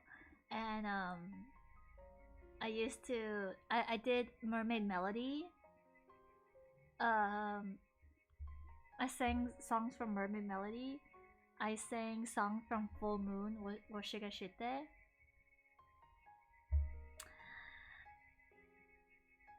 Yeah, it was not fun. I had a very shameful past. Let's just put it that way, okay? Like just like did we have the same childhood? I think we might have. I think we might have Pendato. Wow. But yeah, now that that's over. No more shameful past. I like that's why I do not associate myself with weeb. I do not. That I have put that behind me. I have put that behind me. You know what's funny? Because I was one of the few Asian kids in my school that sang Asian music, that like sang Japanese songs, I was considered quote unquote cool. Okay. I was like a cool kid, but actually I wasn't a cool kid. I was weird. Okay. I was freaking weird. That's what I was. I was cool with a KL. Probably I was this kind of cool. I was the cringy cool. And I used to be like, you know how like back then being weird was like quirky. Wow, Tiff, you're so weird. You're so cool. You know, you're so unique. Like, yeah, I was that kind of kid growing up. Not my proudest moment, obviously. Sugar says I'm the person to vibe with feet to music too often. For some reason, I still do. But yeah, because of that, I feel like one thing I still kind of retain is like I'm really unashamed of myself in a way. Like if this is really me, I'm unashamedly me. And I feel like that was a personality trait that I had from a young age. Clearly, clearly, you know.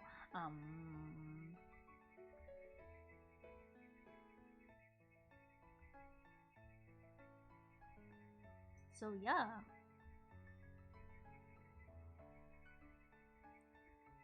Among the other weebs, it's okay. I had the highest score in Love Life in middle school. I was a cool kid. Oh, Pendato. We share very similar childhoods.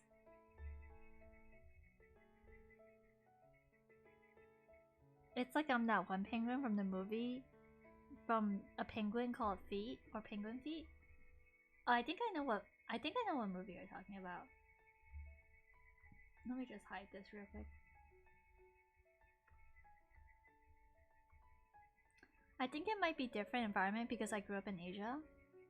Oh, right. I grew up in the States, so it was like this was like before anime became very cool, but anime was like in the process of becoming cool. Like I remember as a kid, I used to practice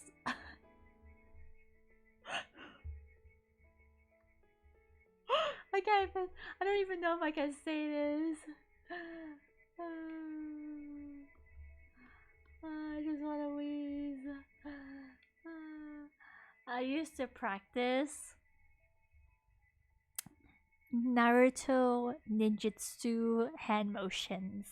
Okay, I knew the hand motions for Naruto's Kage no Bushin no Jutsu. Okay, like I used to practice the freaking hand motions. Yeah, I knew it. I knew how to do it. Do you still know them now? I know some of them, but I'm not fast at it anymore. Which I feel like makes sense because I grew up, you know? Everyone in Malaysia watched Naruto. You'll be shamed if you didn't. Ah. To be fair, Naruto is a good film. It is a good anime.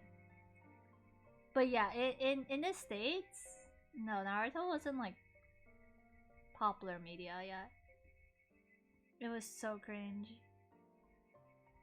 I grew up watching like Yu-Gi-Oh, Naruto, Pokemon, stuff like that.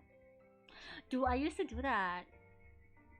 Like, it's so bad. I used to Naruto run because, like, in the States for PE, every morning they will make you run. They will make you run a mile. And this is the sad part, okay? I was really fast. I was like one of the fastest kids in my grade. And I used to Naruto run. I would just Naruto run back and forth. You know, I would diligently Naruto run. It was bad. Ugh. Dad only started watching anime late 2020.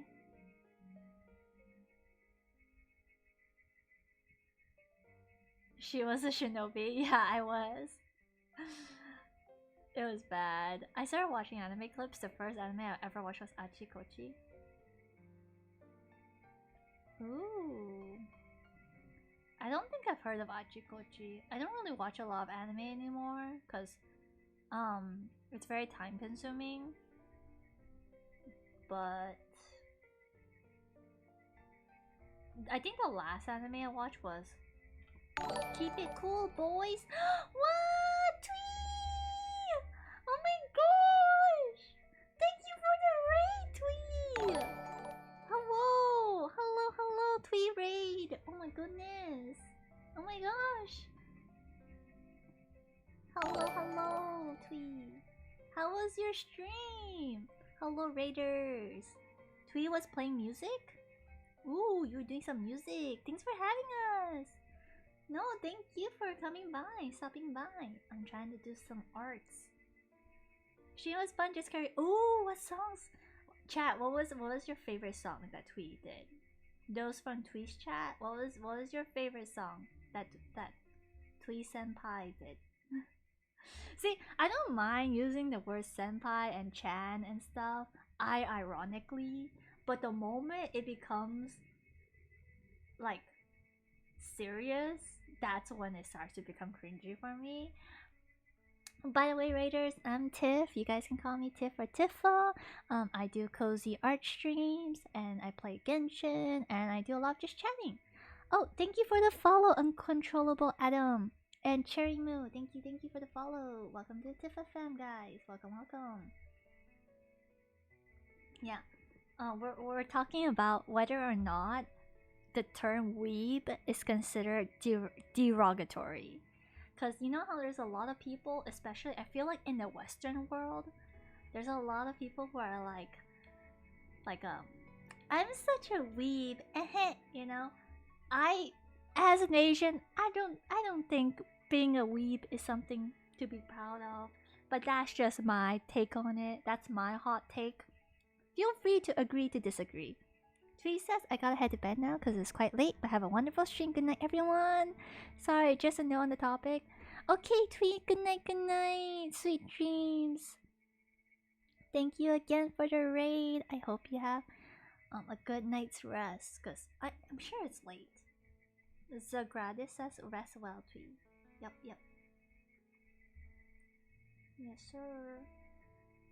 So, Sydney from Animal Crossing? Yeah, I feel like people like if you want to identify yourself as a weeb, it's fine. But I guess like the reason why the word weeb has such a bad connotation. Ah, okay, okay. Calling yourself a weeb is not derogatory and not cringe, but calling yourself an otaku is a bit cringe in my opinion, even though otaku just means nerd, just in my opinion. No, I agree with that tweet. Because the term otaku is actually a bad term in Japan. Like, among the Japanese speaking people, the word otaku is considered offensive. I don't know if things have changed since, because you know we're in the 20th century now, but in the past being a otaku is actually frowned upon and looked down on, you know. I feel like with Western media, it's becoming more accepted, but I don't know. For me personally, I feel like the word weeb is still derogatory because it's basically like, maybe it's because of the weebs I've met per se, but most of the weebs I've met are very like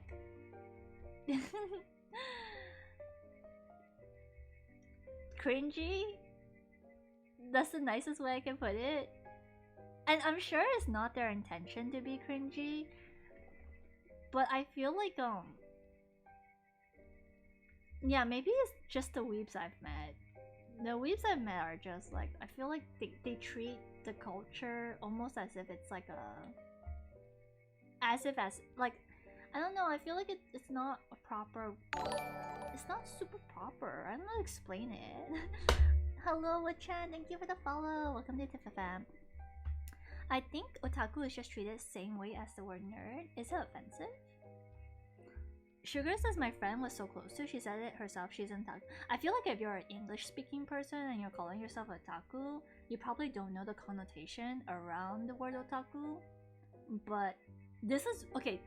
Take what I say with a pinch of salt because this is hearsay from what I heard from my Japanese friend. I have a Japanese friend who explained to me that like the word otaku is a bit like a little bit offensive, and the only reason why it's becoming more acceptable is because a lot of the Westerners and like non-Japanese people have been using the word otaku as a positive thing. So I don't know, man. Yeah, I guess I met weebs who date East Asian people. Yeah.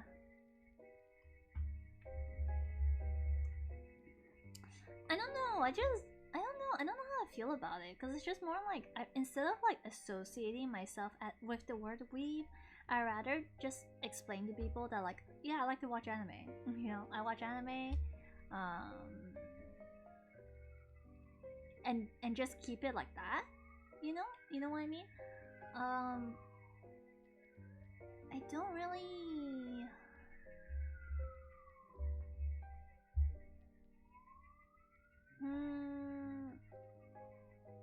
How do I explain it?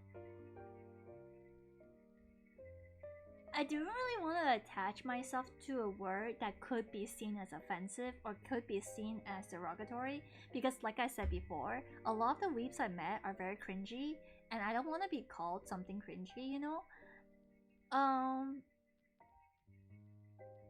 Anime wa daisuki desu. Yes, exactly. I don't think like liking anime stuff, drawing anime art, or like, you know, being a voice actor living in Japan, I don't think those things make you a weeb or make you a taku. It just shows that you like that stuff and you enjoy that kind of stuff. How Pokemon, cool, thank you for the follow. Welcome to the Tifa fan, Pokemon. But like where was I going with this? I was gonna say something. Pandato love life when? I just wanna date someone. Oh, Pandato. Sugar says the worst fear of mine on friendship levels is letting people visit your house when you can barely afford stuff and the house is less pretty. Oh, I feel that.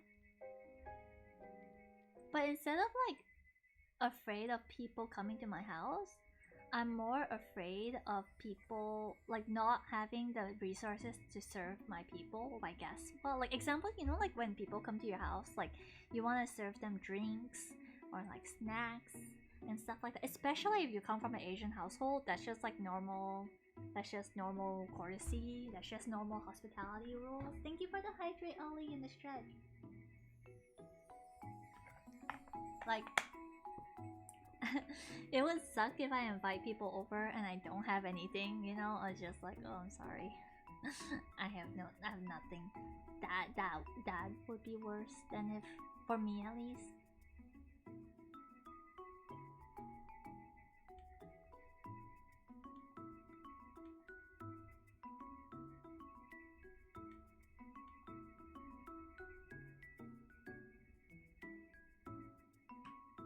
Oh, that's normal? Is it? Trying to fix my mic's background noise on OBS is torture? Oh no! What happened? Did it reset? I don't use OBS sadly, so I can't help you, I'm sorry. I feel like this... Chibi Lou... I feel like this is better than this. Oop. Like this was the completed one that I had, but I didn't like it very much, so I redid it. It just sounds weird, like it could be better. Oh, I see. I'm very bad. I just invite my friends over, even my house is a mess. If it's my friends, I don't mind, cause like I trust my friends enough to not like judge me based on like my house or whatever. But if it's like guests, like people I'm not very close to, then I'm a bit more like, oof. Skylar says, yeah, it's more your style plus cute. Yeah, thank you. Thank you, thank you. Now let's start coloring some lines.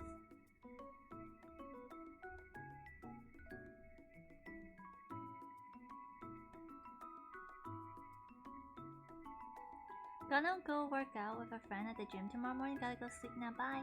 Bye, Cryptic. All the best of your gymming. Thank you for stopping by the way. Thank you, thank you. I hope you have a good night's rest. Get a good night's rest. Night script. Y'all, by the way, those, especially those in Tweez chat, if you guys need to sleep, please get some rest. Especially if you're in Tweez time zone. Cause it's late, so like if you need to sleep. Oh, at least a side note, Twitch ads be trying to sell me a phone I can't afford. What phone? Like an iPhone? Is it an iPhone?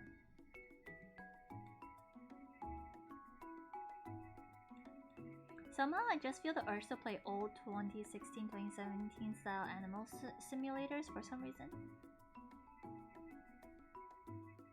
Panato says, oh my gosh, I got horror movie ads. Do you like horror, Panato? Do you like horror? Do you watch horror?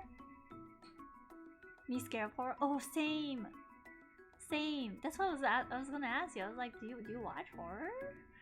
Is that why they're giving you horror ads?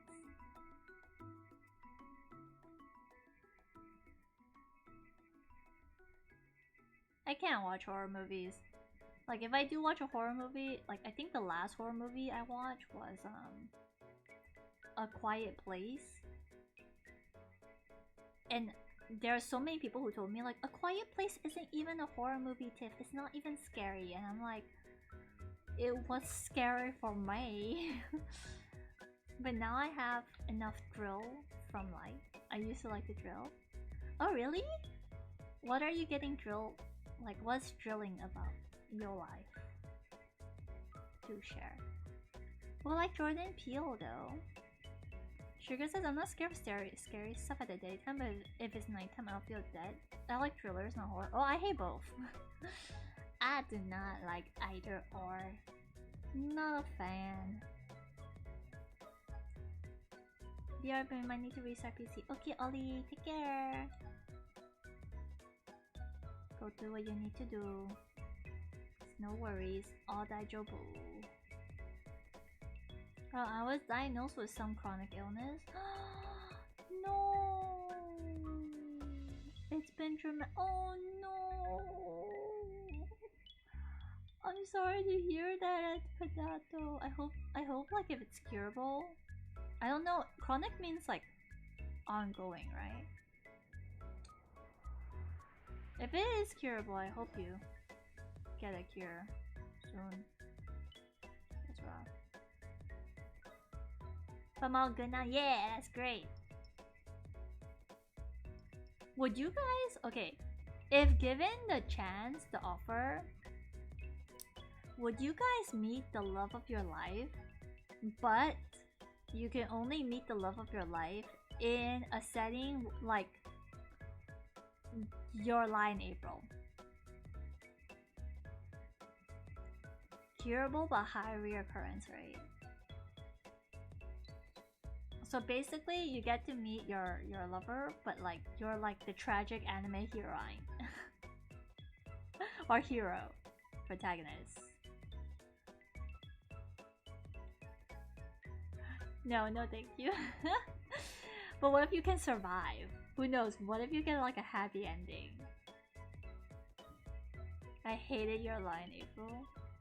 Honestly, I can't remember. Did she actually like mati? Did she actually like die? I can't remember. It's been a while since the last one. I remember she was very sick though, but I can't remember if she like dead or not. No. I'll never watch that. Yeah, she mati. Oh no. Oh no.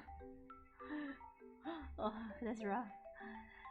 Yeah, I remember why. I don't remember the I now remember why I don't remember. It's probably for that reason.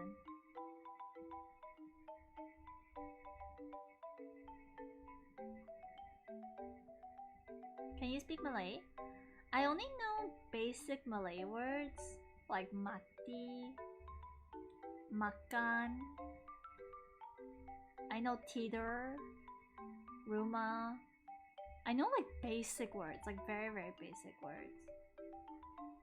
But if you're asking me to like speak in Malay, I'm sorry, ma'am, I can't do that. That is outside my field of expertise. I merged the layer that wasn't supposed to merge. There we go.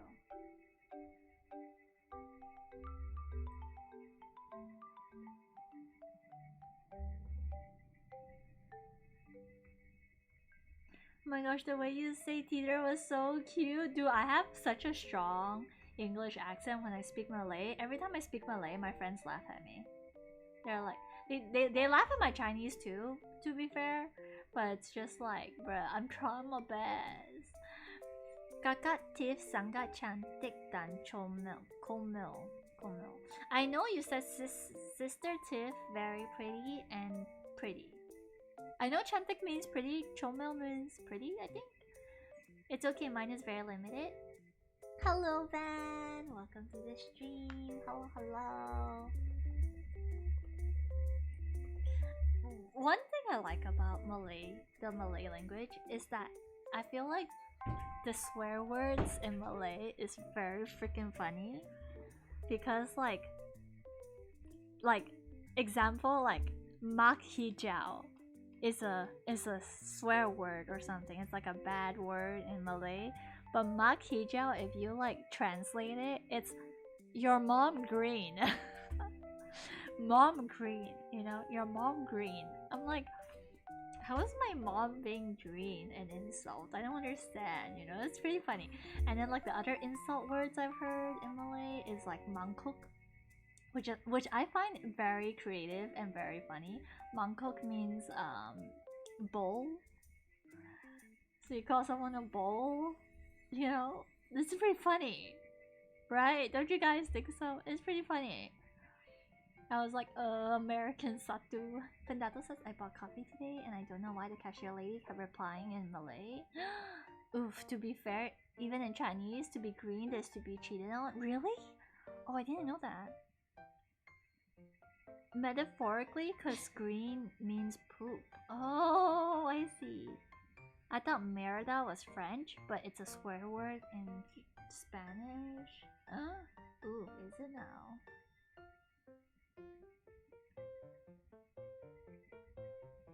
Well, you learn something new every day, I suppose.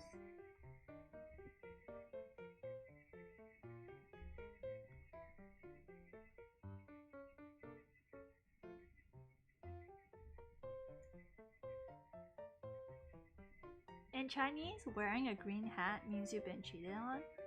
Okay, I have a question, chat. I have a genuine question. Is being cheated on, do you find that a shameful thing? Like, would you be ashamed to tell people that like, hey, I was cheated on? Or is that something that like you're proud of? Pandato says, yeah, don't ever wear green hats. Pandato says, or calling people green tea means mean big B words. I see. Please don't give green hats to your Chinese friends as presents. Oh, wait, so even wearing a green hat means that you're being cheated on? What about a red hat? I don't know, man. Maybe a red hat means you're being loved on? I don't know how it works. I'm learning. This is all new info to me too. I've heard of the term green tea B words. Apparently green tea people, like green tea B words, are basically like people who pretend to be like innocent and good, but actually they're very snaky and conniving. That's my understanding of it. But I only learned about that word because I read a lot of Chinese revenge manhwas. So I learned through manga. That's how I learned about it. Oh. Pandato says, no, I think the legend is that the person wearing the green hat didn't know that they were being cheated on, even if it was obvious. Ooh, I think that might be White Lotus. Oh, wait, what's the difference between green tea and White Lotus then? I thought it was the same.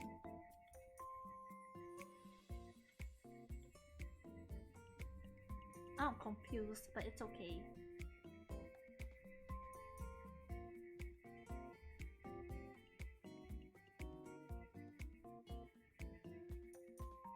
Where did my reference go?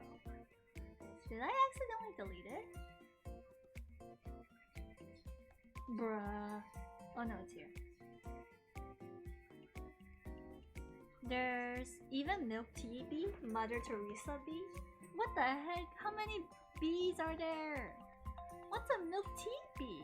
Like someone who likes boba, but they're bee. They're bitchy.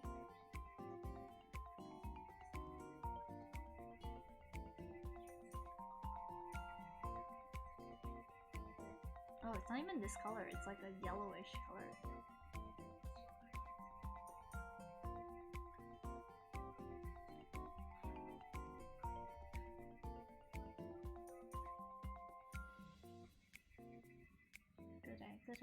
I think there's a lore.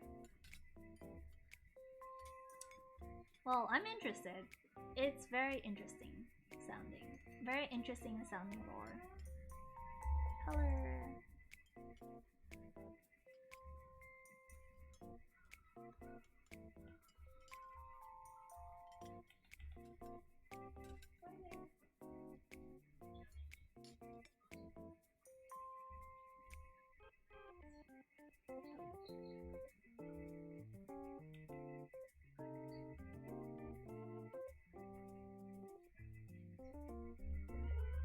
I just remember the Mother Teresa bee is someone who wants to look super generous and helpful, but is actually...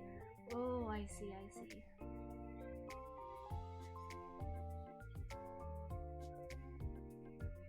By the way, chat, I just want to say, like, for those who are following me on Twitter and who retweeted my emote tweet, thank you guys a lot for that, because like ever since like that like tweet like kind of was shared around on Twitter, I got more requests for emote commissions since then. So I had like 2 people like ask me for commissions for emotes, so I'm still in the process of like clarifying things with them, but yeah, I just want to say thank you for that, because like, yo, I got com art, it's great, like I appreciate that so much, like just getting that like that referral, I guess. Yay, more coms, exactly. The more art coms I can work on, the more I can freaking get funding for my VTubing stuff.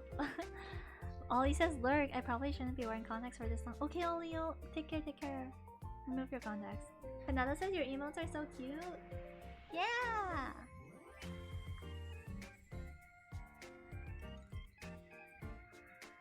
Yeah. Thank you, thank you. If I remember correctly, I think Pendato, your emotes were like, you have a literal panda, like a potato emote, right? Let me check.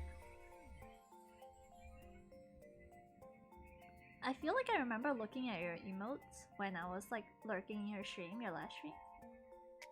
Me is saving for that Nya redeem. Dude, the Nya redeem is not worth it, Pendato. Save your points. Don't do that to yourself. Just save your points. Or I would emote redeem. I don't think I have an emote redeem, do I? I have a chibi doodle. I have doodle redeems. But I don't have emote redeems. The only true cool is being nice and hopeful, at least to me. True, sugar. True, true. I like the potato one the least. Ah, yeah!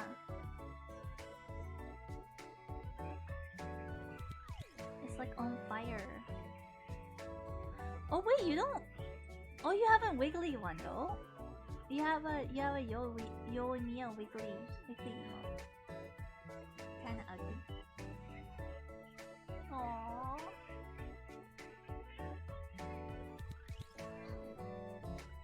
I was thinking if I had to draw a potato panda, it's actually quite tricky. Like, cause potatoes are kind of lumpy. Like, they're kind of lumpy, right? So like a potato would be like this. So if it has to be a panda, that's the best. It just looks like a potato.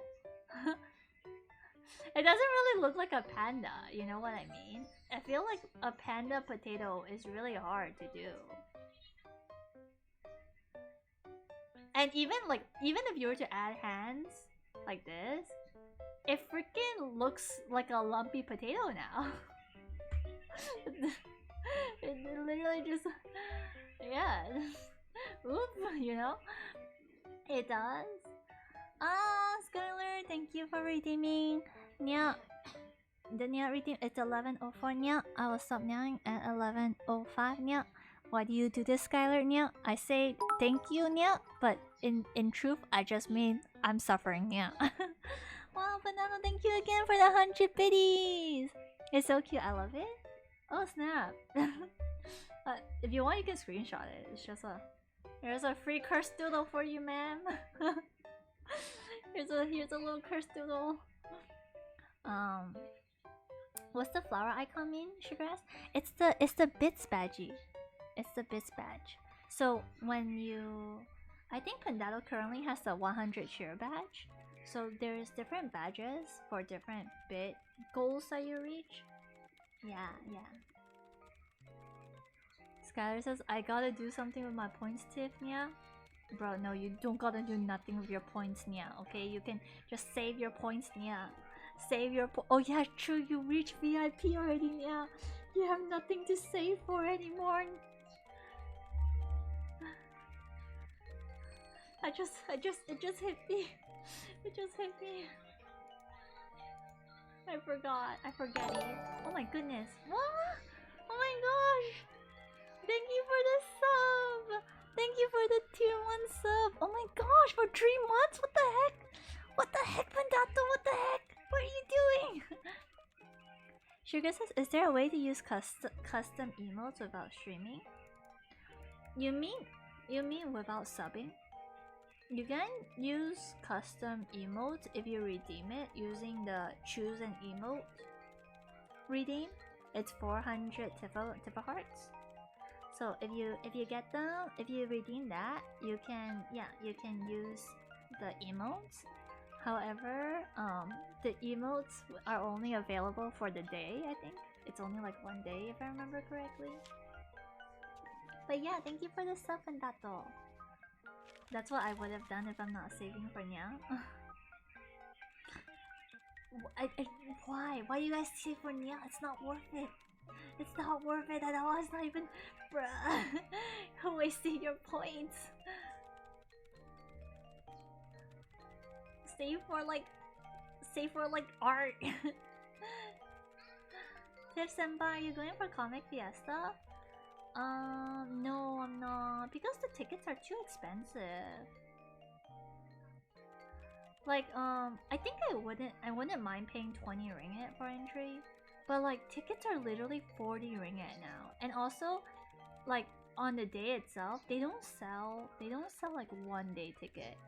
They only sell tickets in pairs, if I'm not mistaken. So you have to buy 80 ringgit worth of tickets if you want to attend CF. You got 80 days, 80 ringgit for 2 days? Wait, you're back in Malaysia now? I thought you were still in Australia. Sugar says, I'm gonna go now. Bye. Bye, Sugar. Good night, good night. Take care. Was there a nya? I missed a nya. Yes, you did, Ollie. Welcome back, welcome back. Wow. Dude, I would... Okay, if I was going to Comic Fiesta, I'll be down to meet up. I love meeting your friends, so like, I'm down. But I'm not going for a CF, unfortunately. Only because the ticket price. If it weren't for the ticket prices, I probably would go. But it's just, for me, it's just like, it's not worth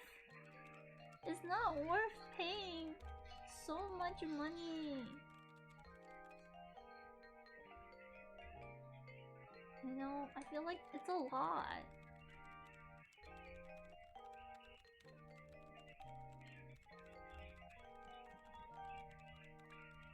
I bought Anya cosplay. Oh my gosh, you're cosplaying? Senpai comic costs in Australia is so expensive. I thought 80 ringgit was a steal. What? How much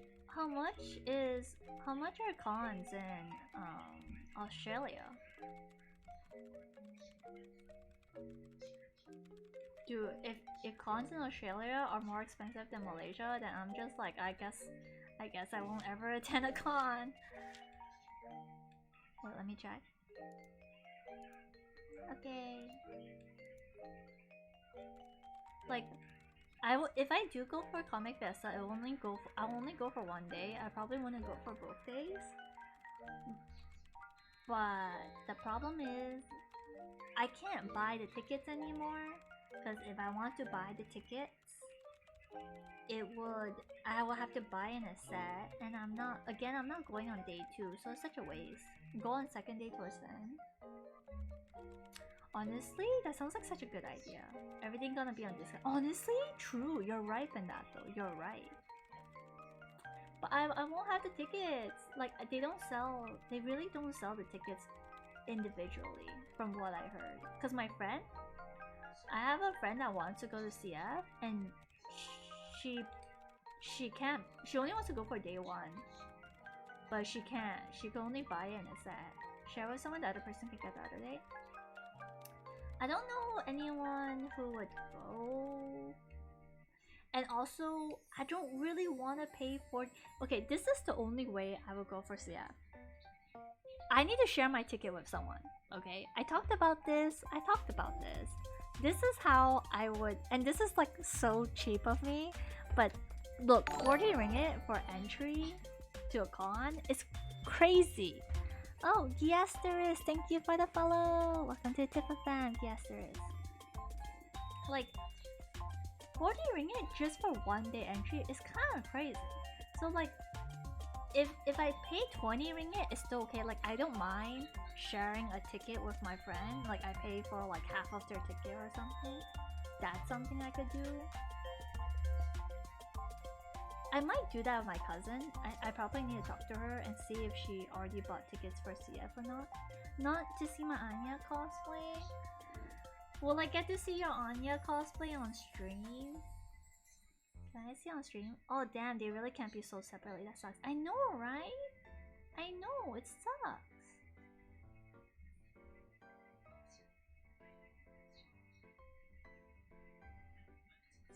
Hello, Giasaris, thank you again for the follow. How did you find my stream?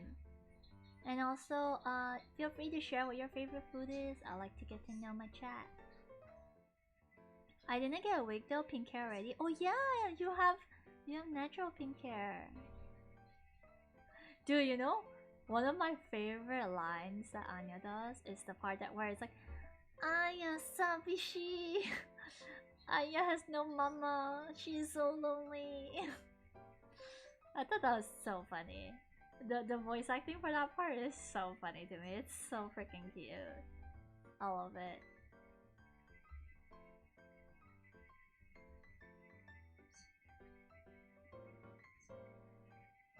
Giaster says, found you through browsing. Your art style is so cute. Oh, thank you so much. Thank you for the kind words. I used to have a complex with my art, and honestly, my art complex is the reason why I didn't pursue art as a career, or like, you know, I didn't study art. Um, and the complex is kind of stupid, honestly. But basically, it's like I always feel like my art is not good compared to other artists out there, which is like, it's a very real thing, and it's to be expected because it's like, duh, you know, like there's all obviously always going to be better people than you out there. Yes, imposter syndrome. Yeah, for real. Yeah, it sucks, and it's like I didn't want something that I love so much to become something I hate. So yeah, always the best artist. No, no, no, no. I'm not that good of artist. I have a lot of talented art friends too. I have a lot of friends that are so talented in the art community. And sometimes when I see their art, I'm just like, man, why are they even friends with me? Bruh, they're so talented. Why are they friends with me? Why do they like my art? They're like, Tiff. Like, I remember I posted recently on my art account on Instagram. And you're like, Tiff, oh my gosh, you're posting again. I miss seeing your art. I'm like, bro, why? My art trash. Why are we missing my art? Same. I was so scared about doing art more professionally would kill my passion from it. I'm so scared making art mutes me scared. I enjoy making art mutes if it's like to fangirl about OCs and stuff, and to also draw my art mutes OCs. One of my favorite things about being friends with artists is I really like getting to draw their OCs because they're my friends. Especially if they have really interesting characters or OCs. Like, as their friend, I have free reign and right to draw their character. Obviously, I don't claim their character as my own, but it's like I get to draw them and they appreciate it a lot, and it makes me really happy because it's like, you know, it's just like a win-win situation for me. Um, that's one thing I like about having art mutes. One thing I don't like about having art mutes is feeling super inferior with my art. Yeah. I like talented art, but if it's something I wish to actually be able to draw, it's instant jealousy, right?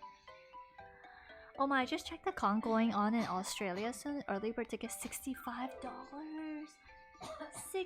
Are you kidding me? No way. Uh-uh. Uh-uh. No. We do not. We do not like that. I hate how petty my inner self is sometimes. I think it's a very real issue, a real problem that most artists face. And if you don't face that and you don't have that, how? How? That's my question. How do you do that? You know? Um one thing that I'm happy, I don't let numbers get to my head too much. I had one art mute and I felt really bad for her, honestly. She let numbers like the follower number goal get to her head so bad that she had to make multiple accounts to kind of like keep her, like, she found like her art, like if her art didn't get enough likes, she felt like her art wasn't good. I remember we talked about it and I was like, you can't, like, if you keep letting your followers determine whether or not your art is good, you're never gonna really be that happy with yourself, because you need to find your art good. You yourself need to think your art is good and be happy with your art. Not who cares. Not to say who cares what people think, but it's like the most important person that you should be caring about in terms of opinion on whether or not the art is good is yourself. If you don't like the art you're putting out there, why should anyone like your art? You know? You gotta be kind of proud to some extent of what you're putting out there. But now that's, I don't know, I used to get frustrated with my digital art. Oh really? How, like what do you mean? Like how so? Because it never turned out. Oh yeah, I get what you mean. That's how I feel for hands. That's why I'm redoing this art. I'm redoing this commission. Even though I finished it, it's here. I do not like it. I do not like how it turned out. I do not like how it looks. So that's why I'm redoing it. I feel like I wanna put art that I like at least. Like even if no one else likes it or think it's cute, if I like it, then that's all that matters, you know.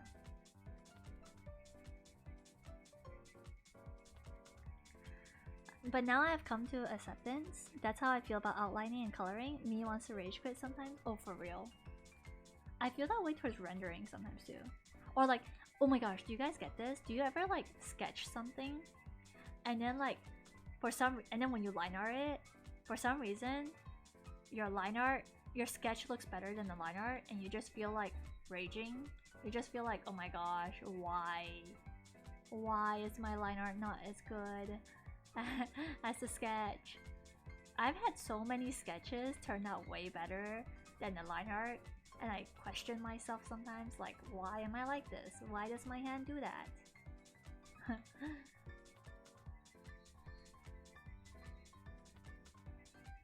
All the time? Yes, that's the best way to think about it. 100%. Sugar says my mother had became a genius and told me that if you draw better on paper, you get better at digital art if you get a drawing habit. Yeah, true. Panetta says I was heavy preference for traditional art. I like digital art because it's easier to like redo stuff, you know what I mean? Like it's easier to like, if you make a mistake, you can just control delete. You can have layers. So that's one thing I like about digital art. That traditional art can't top, I feel.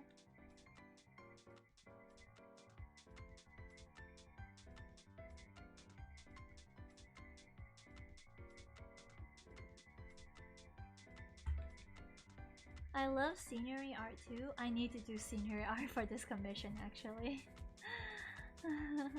I've never really done background art before, so I don't know how it's gonna go, but I hope it goes well. Like I'm gonna do my best obviously, but I've never done background art before, so it's gonna be new. Especially for a commission. Like when Miss Lupin, that's the character I'm drawing right now, the OC mama of this character. When she commissioned me to do her YouTube banner art, I was like, okay. Like I was very excited to do it, but at the same time I was like, I've never done this before. I've never done background, but it's fun. Like it's not just fun because it's like I feel like if I wasn't commissioned to do it, I wouldn't ever try to do it, you know? Because I just don't really have time to draw unless it's monetary. I don't really have time to just sit down and do art. That's like a leisure I feel like I don't really have. But because like I'm being paid to do this, it's like, wow, I get to like test it out. I get to actually like practice and see, you know? It's fun to challenge yourself sometimes. Yeah. And the rough thing about art is that like any skill, if you want to get good at it, you need to spend time on it. And it's hard to spend time on something if you're working.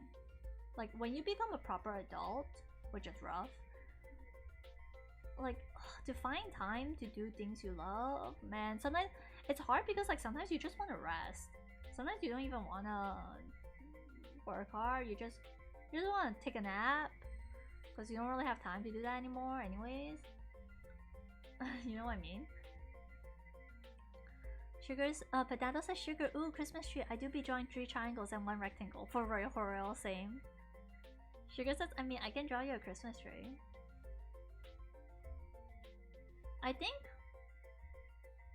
if I remember correctly, another way you can draw Christmas trees is like, let's say if you draw a line, and then you just, different layer, just spruce. Because essentially a pine tree is something like this, you know? And just make squigglies. Squigglies, lots of squigglies.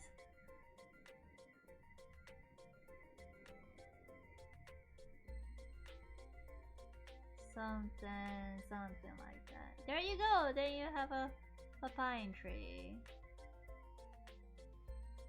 Oh my goodness, that scared me. Glad the lad, thank you for the follow, Glad the lad. Welcome to the tip fam. How did you find me, hun? And how's your day so far? You can share and chat what your favorite food is too, if you want. Yeah. Wow, that's not a good base. Sugar says, oh, MD says I totally relate. Oh wait, which part do you relate to? Sugar says, hard part tried was anime style water. Ooh, anime style water is hard, but it's so pretty. Once you get it right, it's so pretty. Many leaves to make a better pine tree, for real. I use colors of different greens and use coloring only for the trees and blurred it instead of using normal triangles. I drew it. Not about not having enough time. Oh yeah. Glad says, I think I dropped off here from Tweez Raid. Oh yeah! You probably were from Tweez Raid. Good morning. Good morning to you too, Glad. If it's morning for you, you're probably in the US time zone, I'm assuming. United States time zone, probably. I could be wrong. Okay, if you guys had an extra hour in a day, what would you spend that extra hour doing? Glad that's close enough. If it's not US, maybe you're in South America? You're probably in Americas though. Or is it morning in the UK? Not too sure about the UK time zone. Sleeping? Sleeping, bruh. Y'all. Mikida-san sleeping too. Oh my gosh.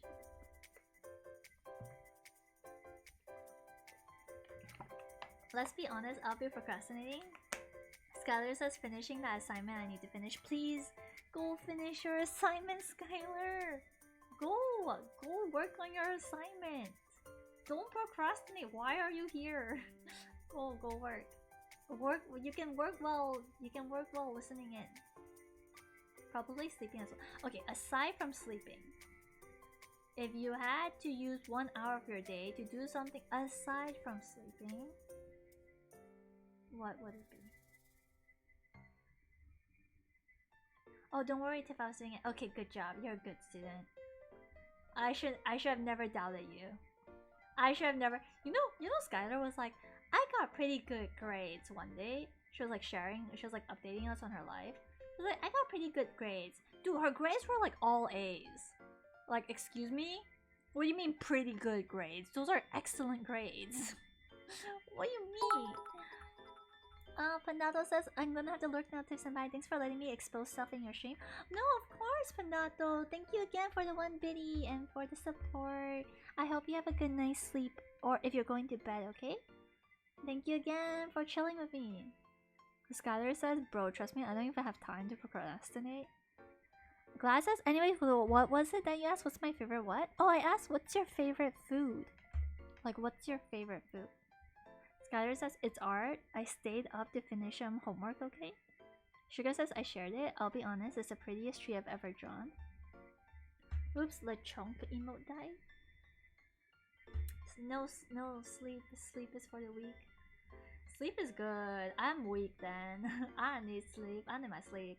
If I get less than like 5 hours of sleep, I like just don't function as well. Thank you for the lurk again. Take care. But yeah,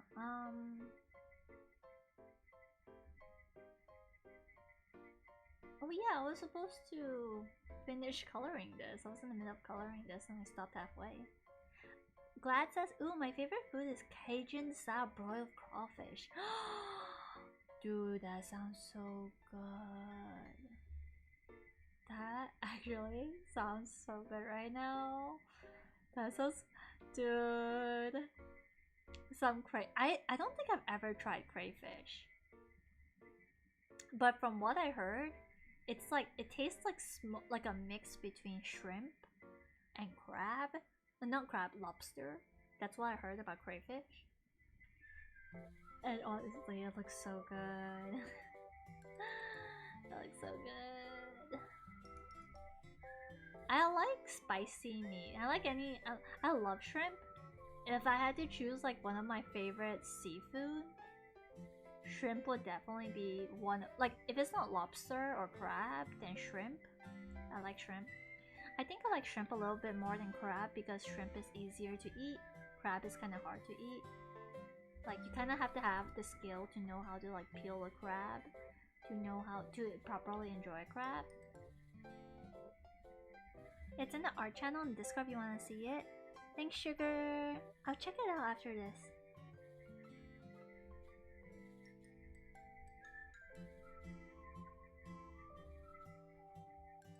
But yeah, if it's not,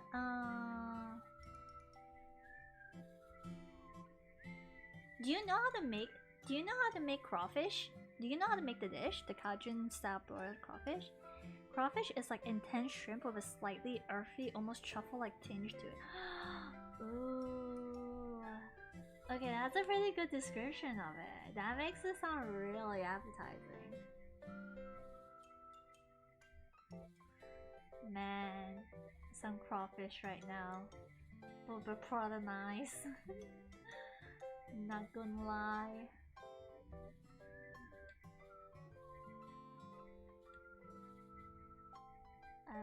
I would not mind some crawfish right now.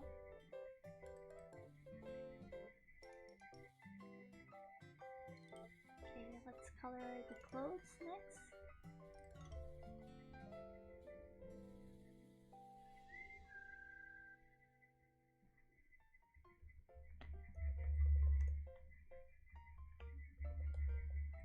I know the general process, but I don't know my family's secret mix of spices to boil mud bugs. Oh, is it are crawfish considered mud bugs?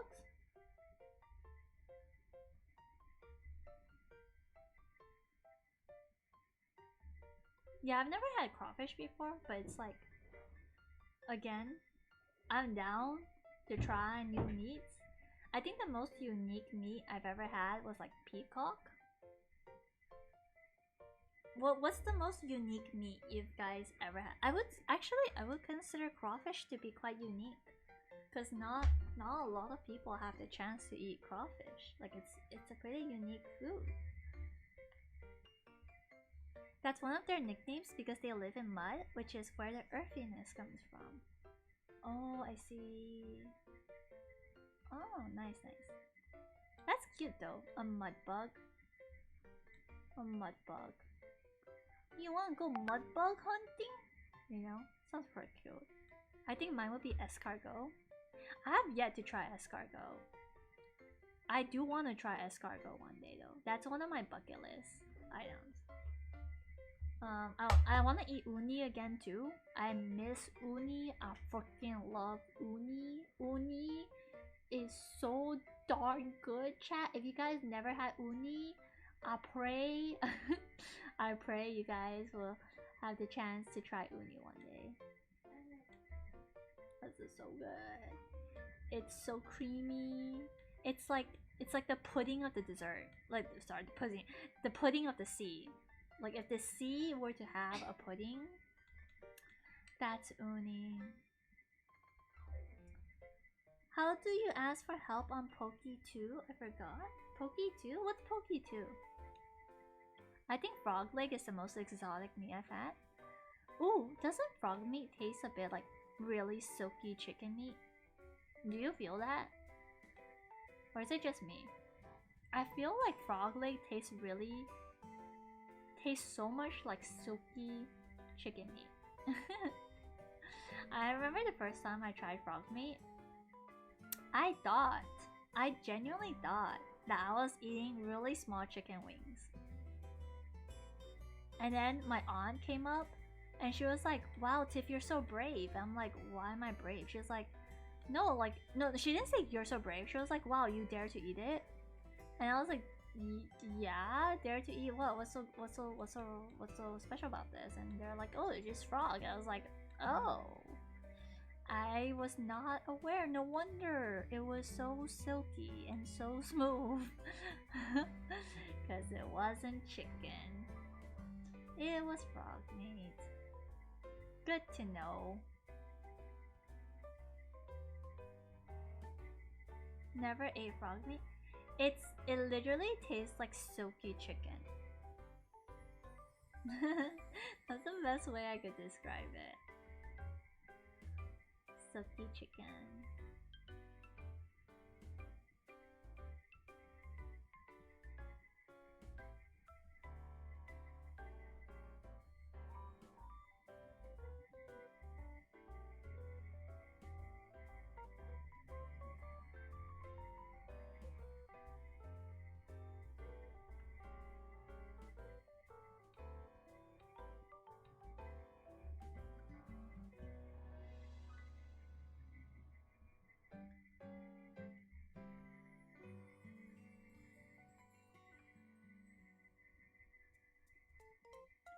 I'll never eat any exotic meat. Bugs for survival? No way, I'd rather eat fruit.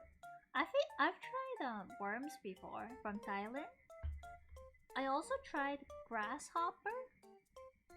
Oh yeah, elk heart is definitely exotic, Glad.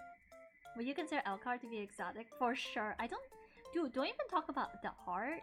I feel like elk meat in general is exotic. I've never seen anywhere serve elk meat. I've heard of venison being served, like deer meat, but I've never heard of elk meat being served. Like, I've never seen places that serve elk meat.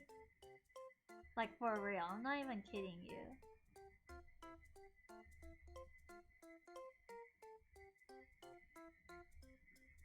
Yeah, I've tried grasshopper before. I've tried. It tastes like. Have you tried dried fish like sardines?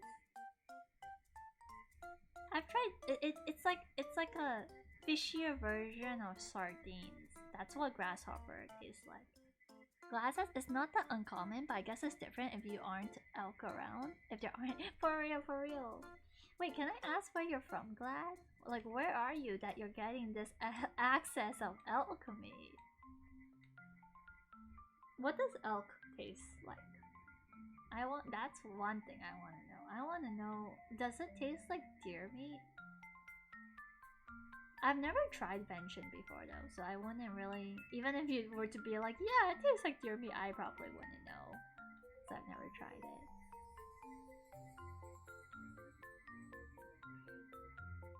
Smack dab in the middle of the Pacific Ocean, actually. Smack dab in the Pacific Ocean.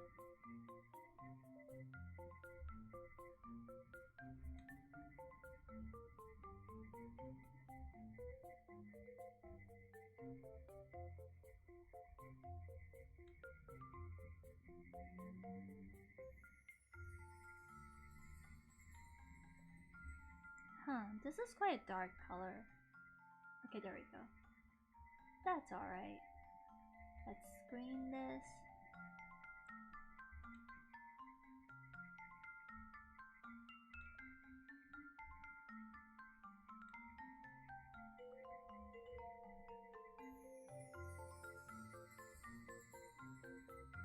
I forgot to color the leaves, I just realized that. The flower is it's a little gray stem. Gotta fix that.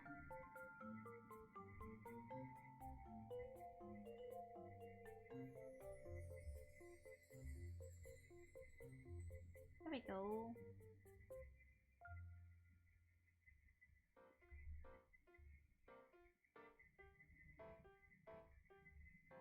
Elk is like venison, but darker, I guess. Ah, kind of reminds me of mutton. Ooh, okay, mutton I know. Mutton I've tried before. Mutton is nice. I quite like mutton. I've tried, yeah, like I said, I've tried peacock. Do you know what's funny? I asked my friends this question before. So I asked my friends, what's the most exotic food you've ever tried, Chad? Chat, one of them gave an answer that was so bizarre. To this day, I asked this question like years ago, okay? To this day, we still laugh about it. Do you guys want to take a guess at what? Okay, so let me give you some examples. One of them said, oh, escargot was the most unique thing. Another one said like, oh, I don't know if ox testicles count as unique, so they tried that before. But the person with the most bizarre answer, do you not? It was shocking. I want you guys to guess. Guess what quote unquote exotic food they said they had. It's ridiculous. It's ridiculous. I'll guess Rocky Mountain oyster. Good guess. It's too good of a guess. I feel bad. And they said, did they say crepes or something? Something along those lines. It's an answer that would make you cringe. But not just cringe. I think it's an answer that will make you go like, what is wrong with you? It's one of those answers. It's one of those answers where it's like, not just what is wrong with you, but also like, how, what bruh. Bruh, are you okay? It was a crazy answer, chat.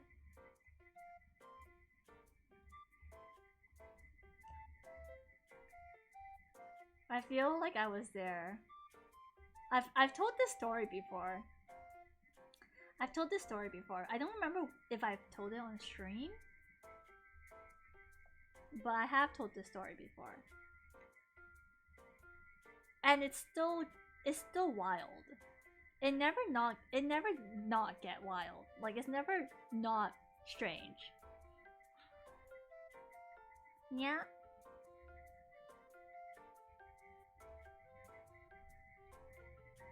Hi Zero, how are you doing, honey?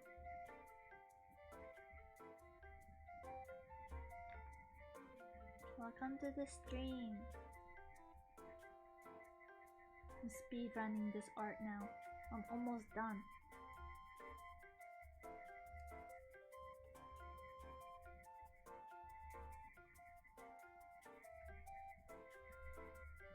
Just need to add a bit more darker color.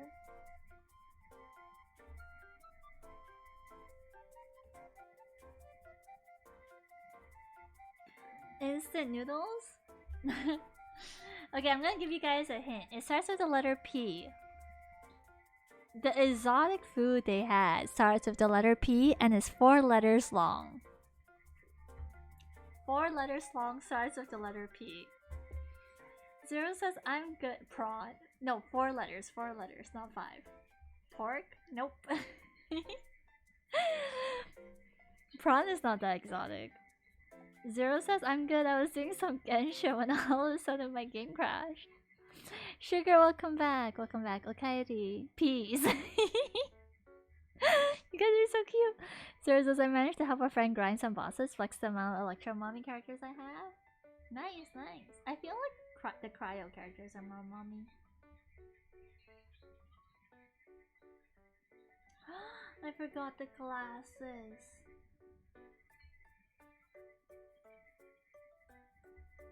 I forgot about her glasses.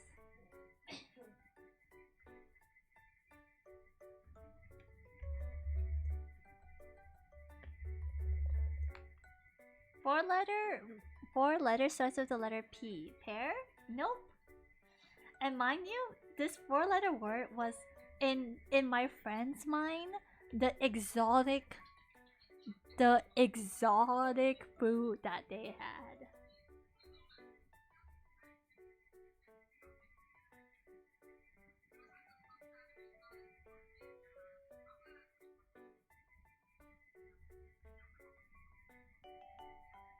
My cat's snoring. Okay, you guys want to give up on it? You guys want to know the answer? You guys want to hear the answer? If I tell you the answer, you guys are gonna also probably gonna be like, what the heck? What the hecky? Because it is a very what the hecky answer.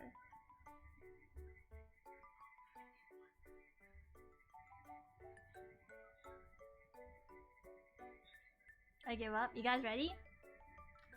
So I'm gonna run down the conversation for y'all, okay? I'm gonna do some art for you guys to understand where we're coming from. Oops. So I was like, hey guys! Oh, this is too big. Hey guys, what's the most exotic food you've ever had? You know?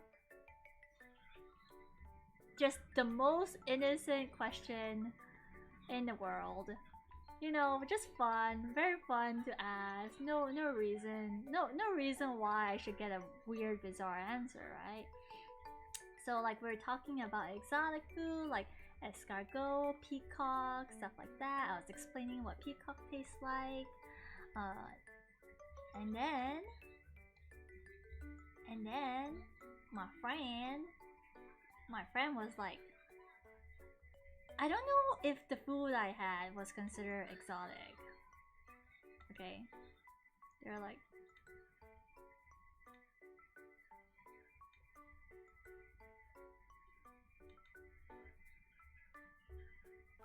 friend. Okay, to friend. I don't know if it's considered exotic, and I was like, what is it? What was the food? And then they literally said, I need to draw this first, okay?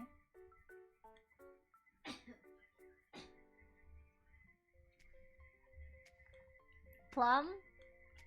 No. It's worse. It's worse.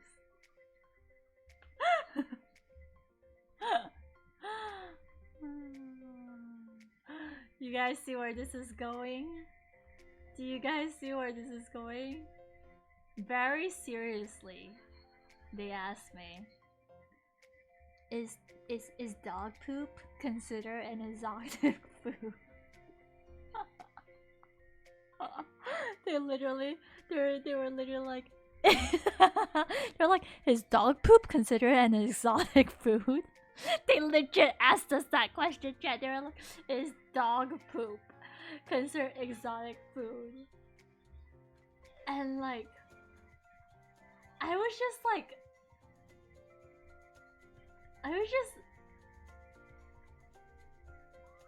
did I hear this correctly? Did she just say dog poop? Did I hear right? Dog poop?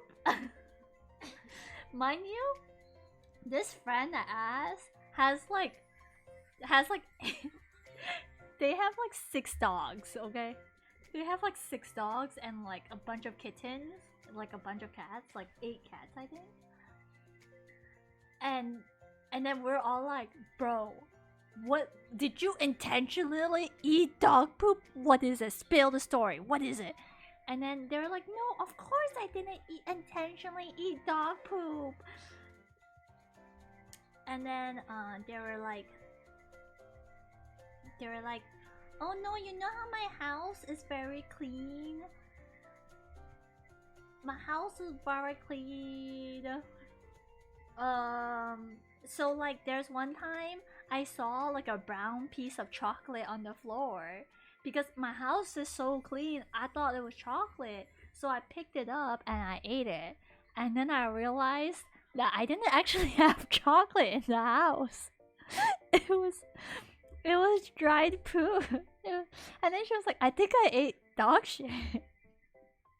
I think it was dog shit. And yeah, it was just like, all of us were just like,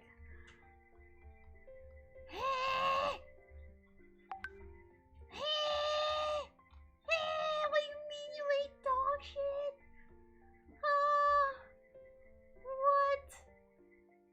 Yeah, exactly. Why would you pick that up? All of us were like, why would you see a brown piece of thing on the floor and just automatically think, hey, that must be chocolate, and pick it up and eat it? Like, even if that was chocolate, let's say even if that was chocolate, why would you eat chocolate off the floor, honey? Like, unless you dropped that chocolate yourself and it was like, I don't know, like a 5-second rule, 10-second rule, then okay, fine, I can understand. But if it's like a random piece of chocolate, you don't know anyone, you don't know who dropped it, why would you eat it? But yeah, it was pretty funny. It's a pretty funny story because it's just like you never would have thought, you never would have thought that dog shit would end up being an option for exotic food.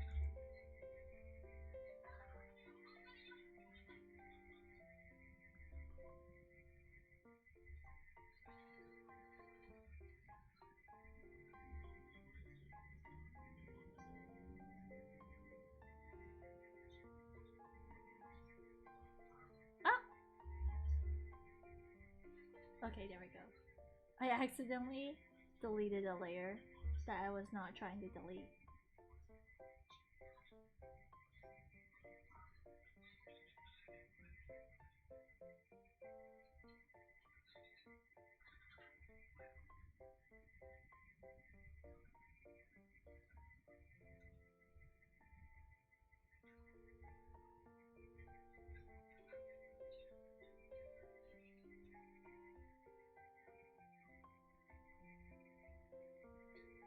There we go.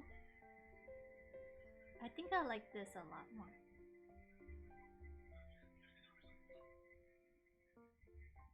I'm gonna save this as Lil Icon 1 chibi. Tiff stream lag? Yeah, a little bit lag. Oh no, am I lagging? So this is better than me seeing a video of a human eating his own actual shit in a sandwich. Oh no. Oh no. It's it was like one of those stories where it was just like, I can't believe I actually heard it. Like, if you weren't my friend, I wouldn't believe that this was something like, I can't even make this up, you know. It's kind of funny. It's like one of those things. I find it very funny.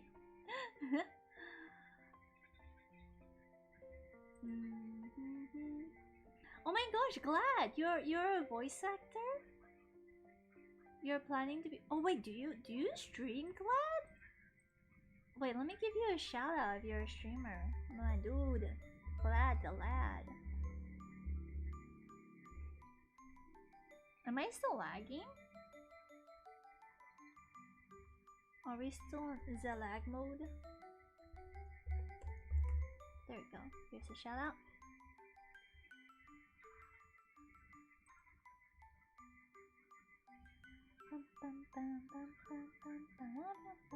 Oh yeah, you are a VTuber. Nice, nice. Did you draw your own VTube model, or did you commission an artist for it? Oh, your model is so cute. The hair looks so fluffy. The hair looks like it'll be fun to draw. It looks challenging, but also kind of fun. The hair. Oh gosh. Oh goodness, no, the friend gave it as a gift? Oh, I see, I see. It's Laxi. Sorry, I am a little understand English. It's okay, Laxi. It's okay, no worries. I think your mic is kind of too low. Is it? Is it too low? Laxi says, cute, I love it. Hello, am I deaf? I can't hear.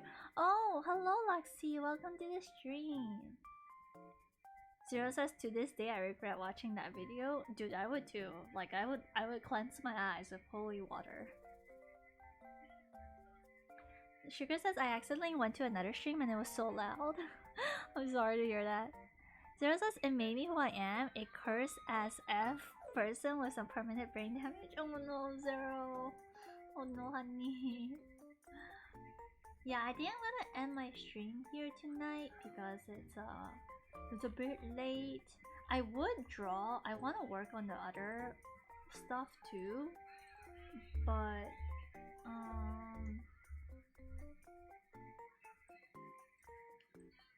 I feel like I should save it for another day, like maybe tomorrow if I have time after work or during work. I'll probably do that. So, because I still have 2 more icons I need to make for Lou, and then I have to work on her banner art. So those are a couple things I gotta do. Glass says, oh hey Zero. Sugar says, thanks for the shame. Thank you everyone for tuning in. I'm gonna end my stream here now. I'm gonna go get some rest.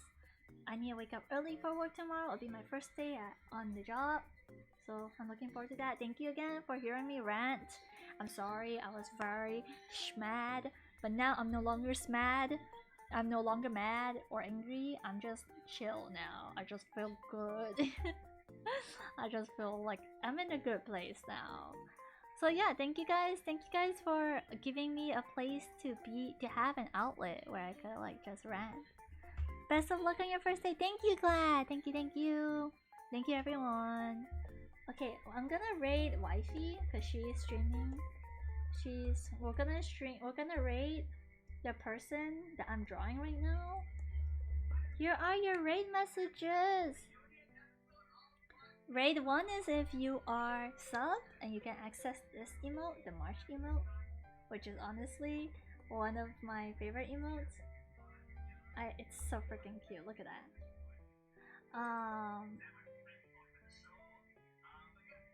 Yeah. I'll see you guys in the next stream, okay? Take care, everyone. Send Lou my love. Good night if you guys need to go to bed, and good morning and have a good day if it's daytime for y'all. I'll see you in the next stream, okay, Lexi? I'll see you guys in the next stream. Bye bye.